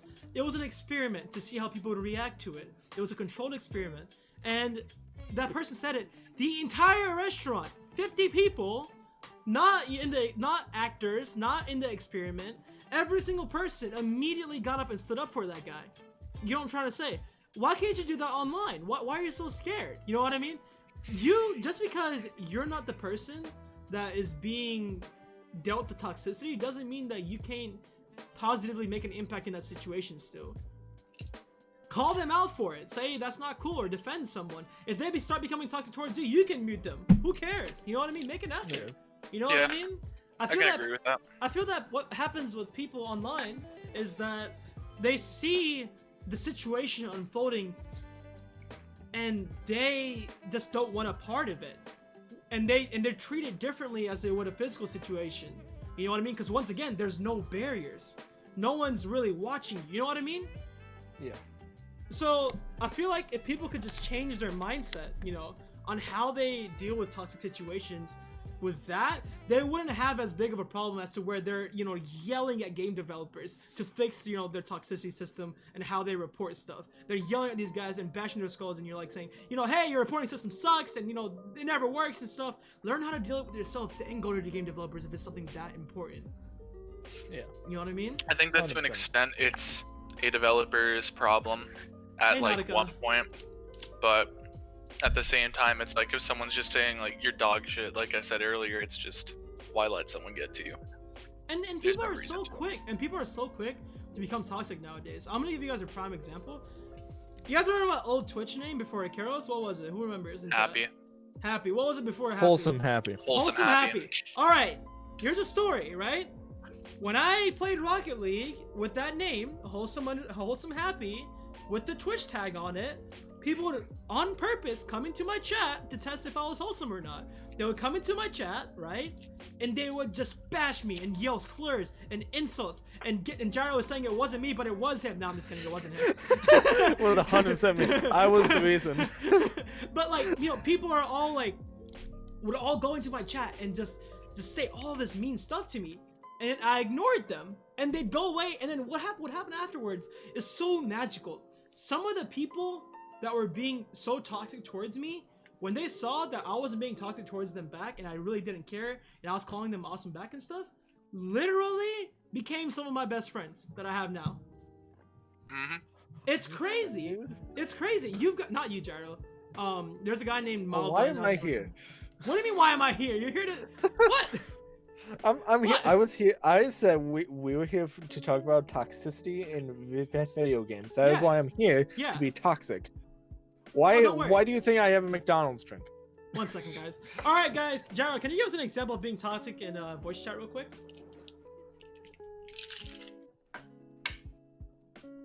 What happened? No? I refuse. I refuse? Okay, that's what I thought. That's what I thought. Until. Oh shoot, he took the glasses off. He took the glasses. Oh shoot. You were about to get destroyed, boy. Another person. You with your anime-looking Osu piece of crap. You're so bad at the game. Why do you even play? You always get the last place, dude, on stream. Right. I watch your Osu streams. You're so bad at that game. Thank you for the toxic impersonation, Gyro. So, you know... Also, war upon me on the Rocket League, bro. So, what Gyro said in voice and over his mic was what I would experience in my Twitch chat. What Gyro said would be what people would come into my Twitch chat and say to me when I was starting out as a streamer, when I had 1 or 2 viewers, whenever I didn't really know what I was doing yet for Twitch. I didn't have a good overlay. I didn't have all this different stuff. And they were testing me and stuff. And then after they saw that I really didn't care and had my own way of dealing with toxicity, they'd become nice. So what I'm saying to anyone that watches this stream, this will be a YouTube video at some point, whoever watches a YouTube video, whatever it is. Dude, baby. Dude, silence is sometimes your most powerful word. Honestly. Honestly, because why do people be toxic? Why does the guy that I was talking about, my friend, the friend that I was talking about, the example I was using, when he was dealing with all his stuff with work and stuff, and he was coming online to be toxic to people that he knew, right? Why was he doing it? For the reaction, because the reaction helped him release his stress, right? If you don't give a reaction, what's that guy gonna do? Keep saying more words? He's wasting his time, he's wasting his energy. And he's gonna realize that. Any smart person's gonna realize that and shut up. You know what I mean? And people keep saying that I want to defend myself. The reason I'm toxic back is because I'm defending myself. I understand that, man. I really do understand that.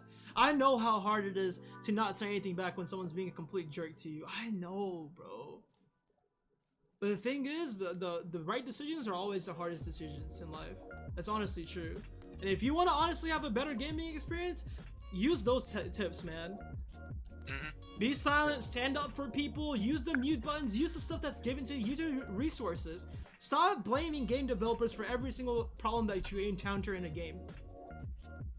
I will blame them if the servers are bad. That is the only reason why I blame them. Fucking Psionics.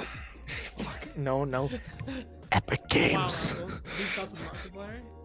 I thought it was that Psionics got bought by them. Yeah. I thought Epic Games owns it though, or something. I don't even know, man.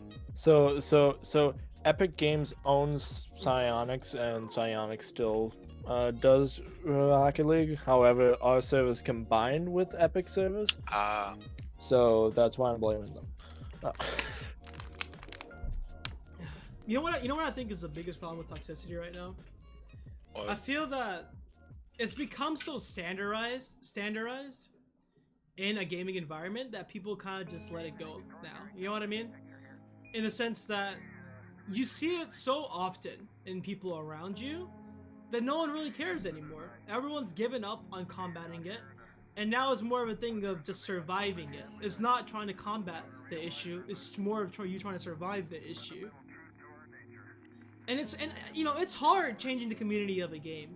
Games have millions of players. Some games have millions and millions of players around them in their community. And whenever millions and millions of players are being toxic, it's hard for you to not be toxic too. It's just how it is. People around you are toxic, you'll be toxic too.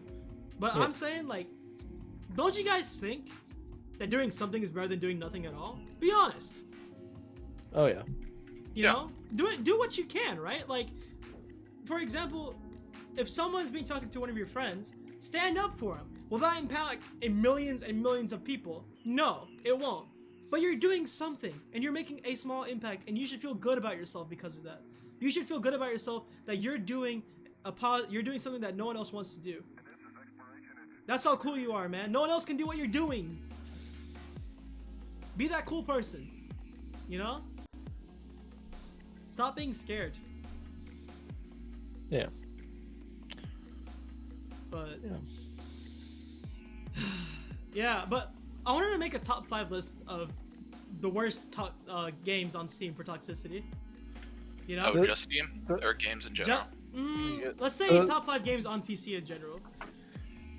Rust, not in any particular order. CS:GO. Rust, League, CS:GO, Overwatch, and I don't know what would be the 5th. I would say Rocket League, maybe. Yeah. Rocket League has gotten pretty fucking bad the last couple years. Rocket League has gotten pretty bad. And also, it's just gonna get worse because you have all the small children coming on. When we want me on Roblox. See, I need to find a tweet real quick. It was from Flump, and it was, "We're gonna welcome all the new free-to-play players in with open arms, and then break their kneecaps in a 1v1." And it's just such a great tweet. I was thinking about it. What solutions do you guys think game developers can do to combat this?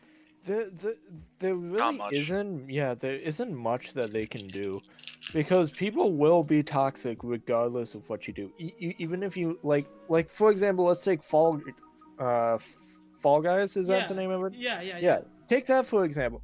It's like one of the most innocent games. It really is. Yet people can still be toxic in it. Like there's nothing you can do. Mm-hmm. Like at all. Maybe it's something.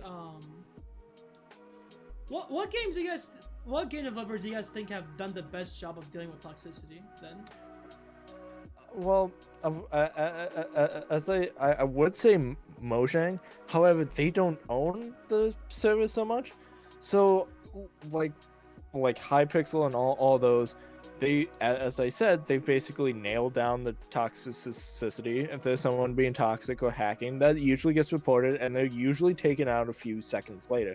But I don't really play that many games that I see like game developers full on taking it to the max. Mm-hmm. Like, what do you mean by taking it to the max? What do you think that the max is? Like what Hypixel is doing. If there's a report and like a person being toxic in let's just say a Rocket League game, someone would join that match, see it for themselves, and get them out of there and ban them within like the next hour or so. What Rocket League is doing, what I'm saying, is that they have to have a certain amount of reports against a player, and then it takes a couple more days to do it. So Right.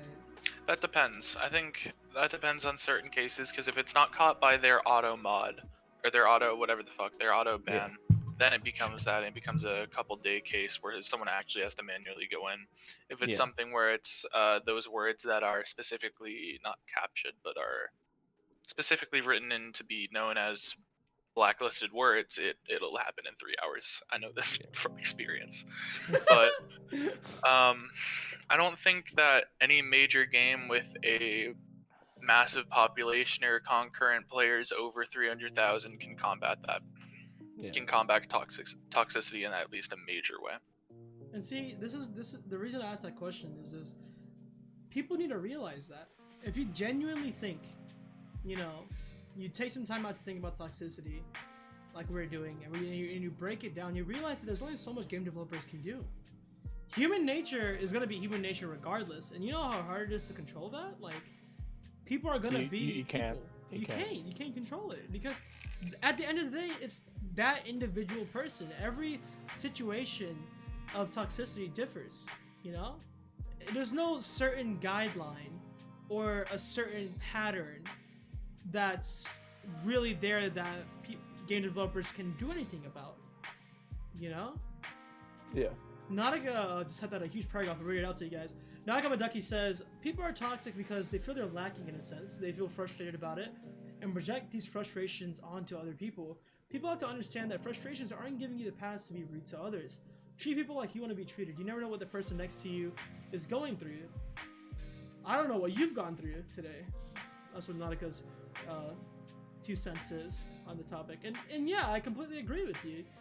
Just because you feel frustrated, I don't feel like that's a pass for you to take it out on other people. Find something that's a little bit better and more positive way to stress relief, you know? Like, yeah. Let's say, exercising is a good one. Dead serious? Dead serious? If you're feeling really mad, try to go take a run, see how long you feel mad for.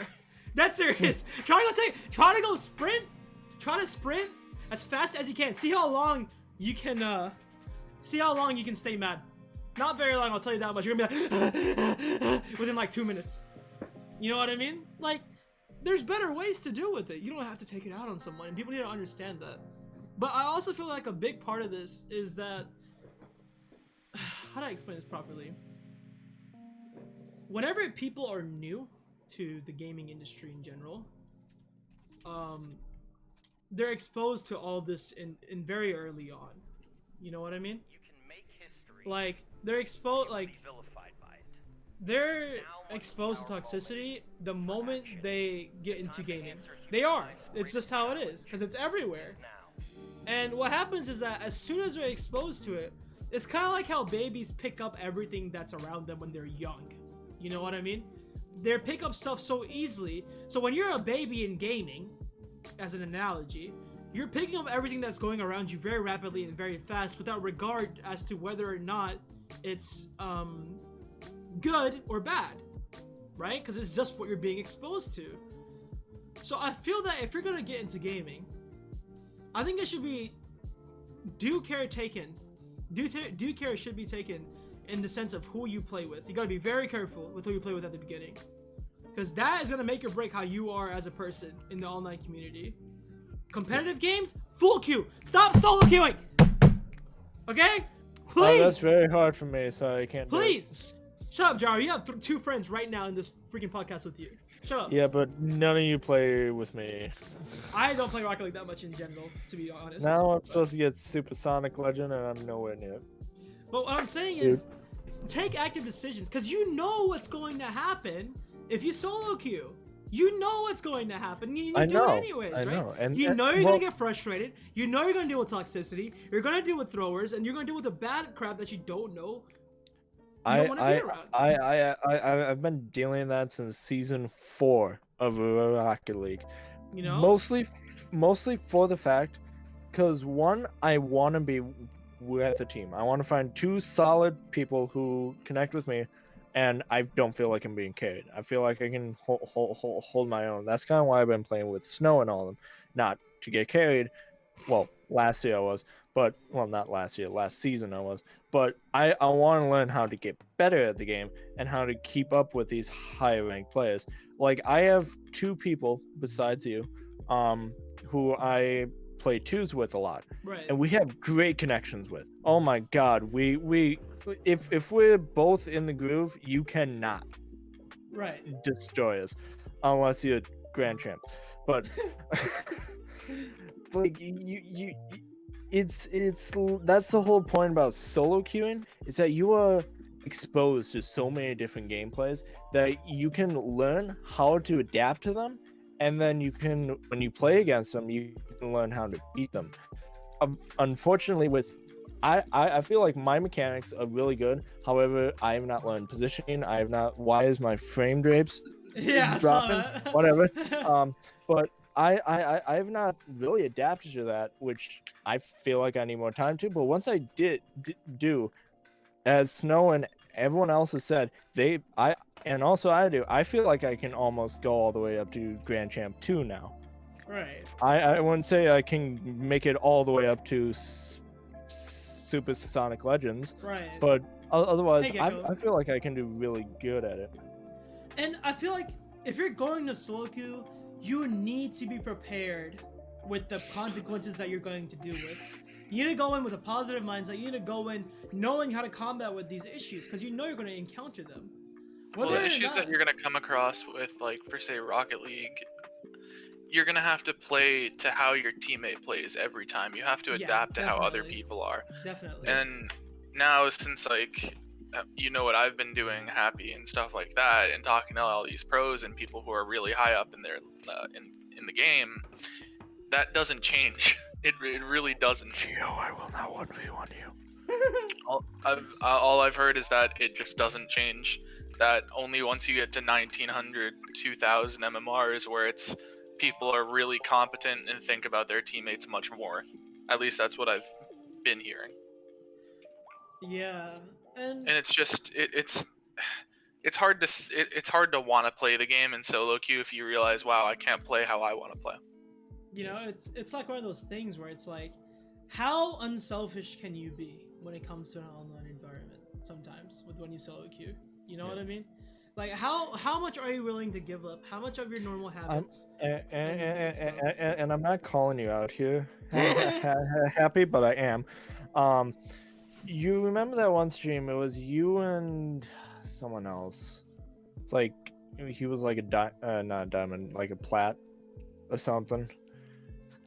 Either way, I said I felt like I was trapped in defense because you guys were playing so much more of aggressive game style than I usually do. So I felt like I was always out of rotation, like all the time. So it was really hard to really adapt. I'm sorry. So, well, it's not your fault. Okay, it's just because it takes me a couple games to slow down to your play style. Should I call me slow? Should I call me slow? No, I'm kidding. Yes, I'm calling you slow because you're slow to every single challenge. Wow. How did we toxic 101? Yeah, I understand. But and that's kind of what I experience every single solo queue game. I have 5 minutes to adapt to my teammates. I have to learn their kickoffs. I have to learn how aggressive they are. And eventually, at my level, I learned that within the first couple, a minute or 30 seconds. And then all of a sudden they throw me a curveball and now I'm lost. But either way, I feel like I'm more comfortable at this point because I've played we're now in season 16 of Rocket League, but season 1, I don't know. But Jesus Christ, it's been 5 years. Oh my God. It's been a long time since Rocket League. Yeah, wow. But season 6 is about 15 seasons now. I've just been learning this over and over again. I have not sat with the same 3 people at all. So. And you're looking at, and what happens is everyone, the games you find toxicity in the most are obviously competitive games. And what happens in competitive games is that everyone cares about their rank. Everyone wants to get the highest rank possible because that gives them the most satisfaction. That gives them the most fun. And what people don't understand is that when you watch people of the highest rank, right, you're trying to learn. Okay, tell me this. I think me, Retro, Gyro, all 3 of us have probably watched a pro YouTube match, like a pro playing in a YouTube video, right? Oh, 100%. Yeah. 100%. We do it all the time. I may or may have not been watching RLCS. Yeah, we do it all the time, and we try to figure out, what they do to get that good at the game. We try to pick up their habits, right? We try to figure out how they how they manage their boost, how they do certain mechanics. You know what people. I think that works in some aspects, but in others you can't teach. But guess what? People don't understand the emotional things that they should pick up from a pro. Do pros? Yeah. That's why most pros in RLCS are mental coaches. They're not actual coaches. They aren't teaching them how to get better. They're just teaching them how to deal with their emotions. Yeah, because when you see these top level players in Overwatch, these top level players in Counter-Strike, you see these top level players in any competitive game. They don't get upset when they lose. They deal with it and they move on. And people that watch pros try to pick up all their other, habits, all their physical skill, but they don't think about how much mentality goes into it. And because of that, they end up becoming toxic. You know what I'm trying to say? It's like, why Squishy Muffins do this? I'm gonna do this too, eh? You know what I mean? And then it's just like, okay, but what about the mental part of it, man? Yeah. What about you not getting frustrated with your teammates within 10 seconds of them messing up? Because that happens all the time. Exactly. It's like, why am I watching Alpine Esports and the Peeps and fucking 30 seconds into an OT AJ on the Peeps scores, and it's like, wow, it's almost as if Alpine missed 2 shots and crossbarred, but like that's not what they should be thinking about. Yeah. It's like Honestly, you have I to don't let get that mad. go There's as soon as their like- goal goes in. I mean, frustration. I'm sure they feel frustration, but they deal with it. That's what I'm saying. The way they Like, deal with it is good. Like, I was playing with Tony, and I forget the other. I think his name is Dora or something like that. When we played in the Oh, tournament, God. when you denied us to play. Okay, literally- I couldn't, bro. Why you calling me out every 10 seconds, bro? Bro, why you calling me out every 10 seconds? What I do to you? They double committed on game 1 of the tournament, and they got pissed at each other. I'm like, okay, calm down. They scored. So what? Move on. It's a new play, and they just couldn't trust each other, and we got knocked out round 1, and then the next round, because they could not get over the fact that they went at the same time, and they couldn't figure out who goes first. Well, then yeah, you figure that out, and then you move on. It's the same thing with sports and everything. Woo, you messed up. Now move on, because it's a new play. And that's you where don't the just maturity sit level there. pops in, you know? Like, that's where the maturity level pops in, and whether or not you're mature enough online to take that hit to the face and move on, And I think that's a major distinction between people who are at a certain level in a game competitively compared to others. Yeah. Same thing goes with, like, freaking... Okay, so I'm gonna let you guys know straight up. Our next topic for our next podcast is Discord. That'll be pretty fun to talk about. But... Happy is extremely toxic on Discord. What? You gotta No, let no, me no. join for that. I have some choice opinions on Discord. Our next topic for our next podcast is gonna be Discord. Just letting you guys know. But I won't get into too much right now because this is talking about Discord. But like, even when you look at like online behavior in like social media apps like Discord or other ways of chatting, you see like people be jerks to each other. Same thing applies there. This isn't just an online gaming thing. It's anything online in general. You know what I mean? It's people still are toxic to each other and people still don't say anything about it. You know what I mean? People still see this guy call another guy an idiot on Discord or whatever, and they just let it pass by. No one cares the crap. You know what I mean? So... But at the same time, I feel like it's not my problem or my spot to be like, hey, stop it. Because then to others who are like, I don't know, maybe in a sense more childish, you're seen as like, that guy. You know what I mean? Well, I'm telling you straight up. If my friend is getting picked up, you best believe I'm hopping into that conversation. Oh no! I'm talking you about best like, believe it, bro. if I'm in like NRG's Discord and I see some dude just go, yeah, no, you suck at Rocket League. It's like to some other guy, and I don't know either. It's like, what does it matter to me? It's like, for me, that's I think just me it's interjecting different. my own opinion into another conflict that I don't need to. Yeah. For me, I think it really just depends on the situation that you're in. Where the toxicity happens, what kind of server you're in, or what kind of environment you're in, the type of people involved in it. There's a lot of factors and variables that go into that type of interaction. So definitely, it's not something where you need to speak up every time, but I do think people need to consider speaking up as an option for dealing with toxicity to the people that are being toxic. So stop blaming Discord's, developers that it's your fault. Stop blaming game developers, people, those guys, for making games and saying that it's their fault for toxicity, because it isn't. You know what I mean? It isn't their fault. It's not. There will be toxicity anywhere that there is human interaction, because that's just how human interaction breaks down sometimes. It's human nature that people want to do this. And it's not their fault for people being people. But what you can do is think about what the actions, they can take certain actions to deal with the toxicity, right?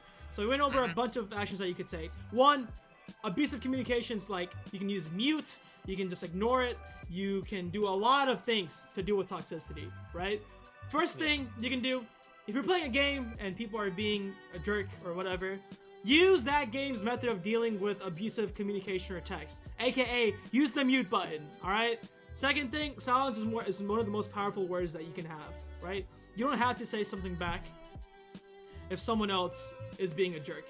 You don't have to. If someone's being a jerk to you, who cares? Move on. Don't say a single thing back. They'll shut up eventually, realizing that they're wasting their own breath. Third thing, please, please, please, if you are a toxic person and you view being toxic as a way of stress relief, rethink just how much that really helps you. Find more positive ways to deal with your stress. I understand that not everyone's life is all flowers and roses, and I'm sure everyone struggles at one point or another, but it's your response to how you struggle that really defines who you are. Be the better person, man. All right, find some ways to deal with your stress and stuff that isn't based upon being a jerk to others. Exercise is one of the best ones I can think of off the top of my head. Stress balls exist. Try cooking or try a different hobby. That also de-stresses you. You never know what is going to help you in the end. Try different things out. Make an effort. You never know until you try. Another thing I want to talk about that we talked about is sometimes I think it's good to understand the reasoning why someone may be upset about something. And once you understand the reasoning behind it, you can take a more positive approach to dealing with the toxicity. So, for example, if you get like a really disgusting shot on Rocket League or something, and the other guy start being toxic, you can be like, okay, well, I understand what it looked like from their point of view, and that was pretty crazy. And if I was in their shoes, I would think that I was a Smurf or something. So and then once you understand the reasoning behind them being toxic and abusing the text and communication profiles, what you can do is you can then think about your options of muting or being silent. And in those cases, once you realize really why that person's being such a jerk, it's easier for you to take the more positive approach to it because it's relatable to you. You know what I mean? Yeah. So if I want to sum all that up in one little sentence, it's make the reasoning of other people's toxicity relatable so you can take more positive approaches to it. You know what I mean? Yeah. And we talked They're about all a bunch good of takeaways. yeah. There's a bunch of other stuff that we talked about in this podcast that I can't really remember because it's been like 2 hours of straight up talking. But if you guys want to add anything else on to the topic today, you guys are more than welcome to. Anything, guys? Besides that, I got fucking stood up before I showed up to this podcast. I literally messaged so many people, and I made an announcement in my server. No. Events. No. You know how I got stood up. Oh, the tournament? No, the fucking date. You did. I didn't know What do you you got think stood getting up. stood up means? I don't know. I don't have any experience with it, so. Fair enough. Yeah. So. Yeah, I showed up to the place and waited there for about 15 minutes, texted her, and all of a sudden it says you are blocked. I'm like, oh shit. Wait, I'm sorry to hear So- that. Hey, Sarah. But yeah, you guys want to add on anything else then? If not, we can get to ending the podcast for today. Alpine Esports is getting shit on by the peeps. I know. Alright. Let's But- go, Gyro. If you guys want to be in this podcast next time we have it, probably sometime next month, because we're gonna have it monthly. Make sure you react to the events thing under React for Roles, because I pinged the events. I pinged events saying if you want to join the podcast and you have a mic, or if you have a webcam or whatever, let me know. DM me, and no one DM me. So that's how it is, I guess. But nonetheless, huge thank you. Sponsored ad. McDonald's. I'm happy. I like this setting. You should do more podcasts. Thanks, Nautica. But nonetheless, I want to give a huge thank you to everyone that joined as co-host for today's podcast. So thank you, Retro. Thank you, Gyro. Thank you to Doge, and thank you to Geo. Thank you guys. You guys were amazing to have on the podcast. I will make sure to send some links to your Twitch on the YouTube video as a way of saying thanks for co-hosting this podcast. But I'm busy. Well, either you DM me or I DM me. So yeah, you don't think I'm busy too? I have school, college, sports, Twitch, family, free time, and everything else to balance as well. Don't worry, mate. If you want to be on it, it has to be an effort on your part, man. I'm sorry. Make a podcast YouTube channel. So yeah, this entire podcast will be uploaded to YouTube at some point. My editor will probably take care of that. For bots. A separate channel for VODs? Yeah. Yeah. I'm lazy though. Well, It's just well, clicking like I 3 mean, buttons. Download a VOD, upload it, title it. or kind of do what Captain Sparkles does. He uploads like a full-on edited version of it, and then a full-on raw version what I of the mean. thing. Main I'm doing channel a raw have version. highlights, then have a VOD highlight. Whatever you do, man. Yeah, I'll think about that. I'll talk to my editor about that as well. Free time next. Naruto, you wanted to watch Shokugeki with me like 8 times in the past like week, okay? We don't talk about it. I'm kidding. Don't worry. Where there's a will, there's a way, guys. And with your will, there should be a strong desire to combat toxicity. With Just that saying. will, I am going to go stream. So with that, Gyro, Retro, thank you guys for appearing as co-hosts for the podcast. I'll see you guys later. Have a wonderful rest of your Saturday. Also, Retro, Maddie said hi. Hello, Maddie. So with that, I'm gonna go ahead and end off the stream with a couple of words. I'm gonna leave the Discord call for now and talk to my chat for a little bit. See you guys. You guys gonna wave See back you. at me? Retro was the only one that waved. All right. Peace, I didn't Gyro. know you waved. I was just waiting. Sip. See you guys. See ya. Sip. All right. So now that Discord has been taken care of, we're now going to move to my just chatting overlay just for a quick second for some quick announcements that I want to make before I end the stream for today. So the reason today's stream is a lot shorter than normal is because Monica might want to talk to me after the stream. Okay, cool. All right. So the reason that today's stream was only 2 hours instead of the normal 4 or 5 is because I do need to work on college applications later tonight, and I'm also very worn out, and so I need to take a little bit of a break from the week. So obviously I'm gonna be spending some of that time for R&R and self appreciation and whatnot. But I did enjoy making this podcast, and I hope you guys enjoyed it too. I actually having this podcast be a thing has been in the works for a very long time. I've had the graphics for a very long time. I've had the topics for a very long time. I just never found a day that I wanted to do it because I was always busy with school. And then whenever I wanted to stream, I didn't want to do the podcast. I wanted to play games and stuff. So today, finally, it was a nice chill day. It's a great day outside. I woke up feeling refreshed and stuff. So I was like, let's get the podcast done today. And it was honestly a lot of fun. It was very fun. I was a bit nervous at the start of the podcast when I started talking. I've never done a podcast before, so it was very new to me. It was a learning experience for me, but at the end of the day, it was very fun, and you can definitely expect more of these sometime. I was thinking about doing these either monthly or every 2 months, or I might do them every week. Who knows, honestly. It really just depends on if I can find people that want to do this podcast with me and stuff. Also nervous. I was nervous too, but you did great, Gio. It was a pleasure talking with you guys. In case you guys don't know, the new computer will be here by probably November, sometime in November. We have our money we will have our money in like 12 days, and then have to order the parts and get them in, then do a building stream. So we're working on that. So that's pretty cool. Yeah, I'm getting a new computer finally, so I can stream the games that I want to. And yeah, if you guys aren't a part of my Discord, don't follow my Twitter or don't follow my YouTube. I'll send some links to all those. Any follows are greatly appreciated. And with that, hope you guys have a wonderful Saturday. Stay awesome, stay amazing, and yeah, let's make a change let's make a positive impact on the world one step at a time, guys. One day at a time. Do everything in your power you can, and do everything that you can to make people around you happier and give them leave a positive impact on them.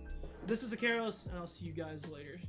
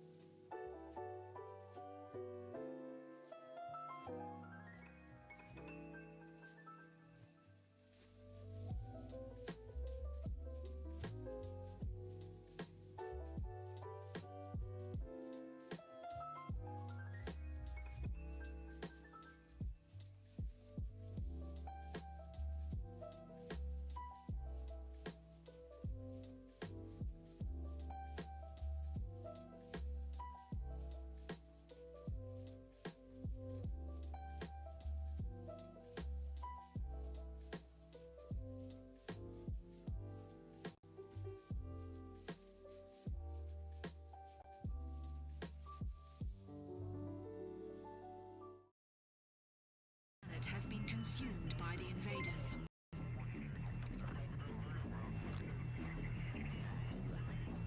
We have the Hell Priest signal locked in. The target is marked, but the signal will not hold for long. For it is he that they fear, not man, or his armies. They feared the mark of the beast.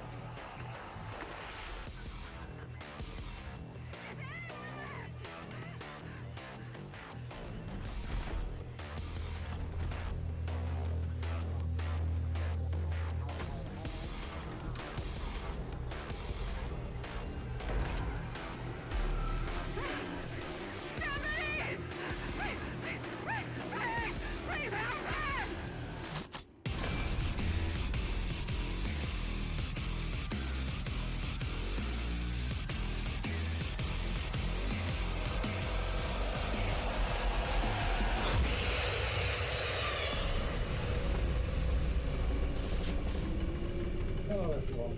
Yes, I was being quiet for the cutscene. Thank you for the hosts. Now thank you for the follow. But yeah, I don't like talking over cutscenes.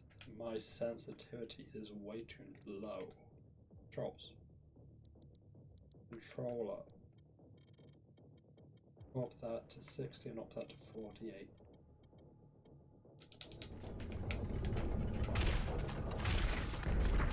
I have located the priest signal. Ah, you have. Hello. Yes, I remember you. I don't recognize the name, but.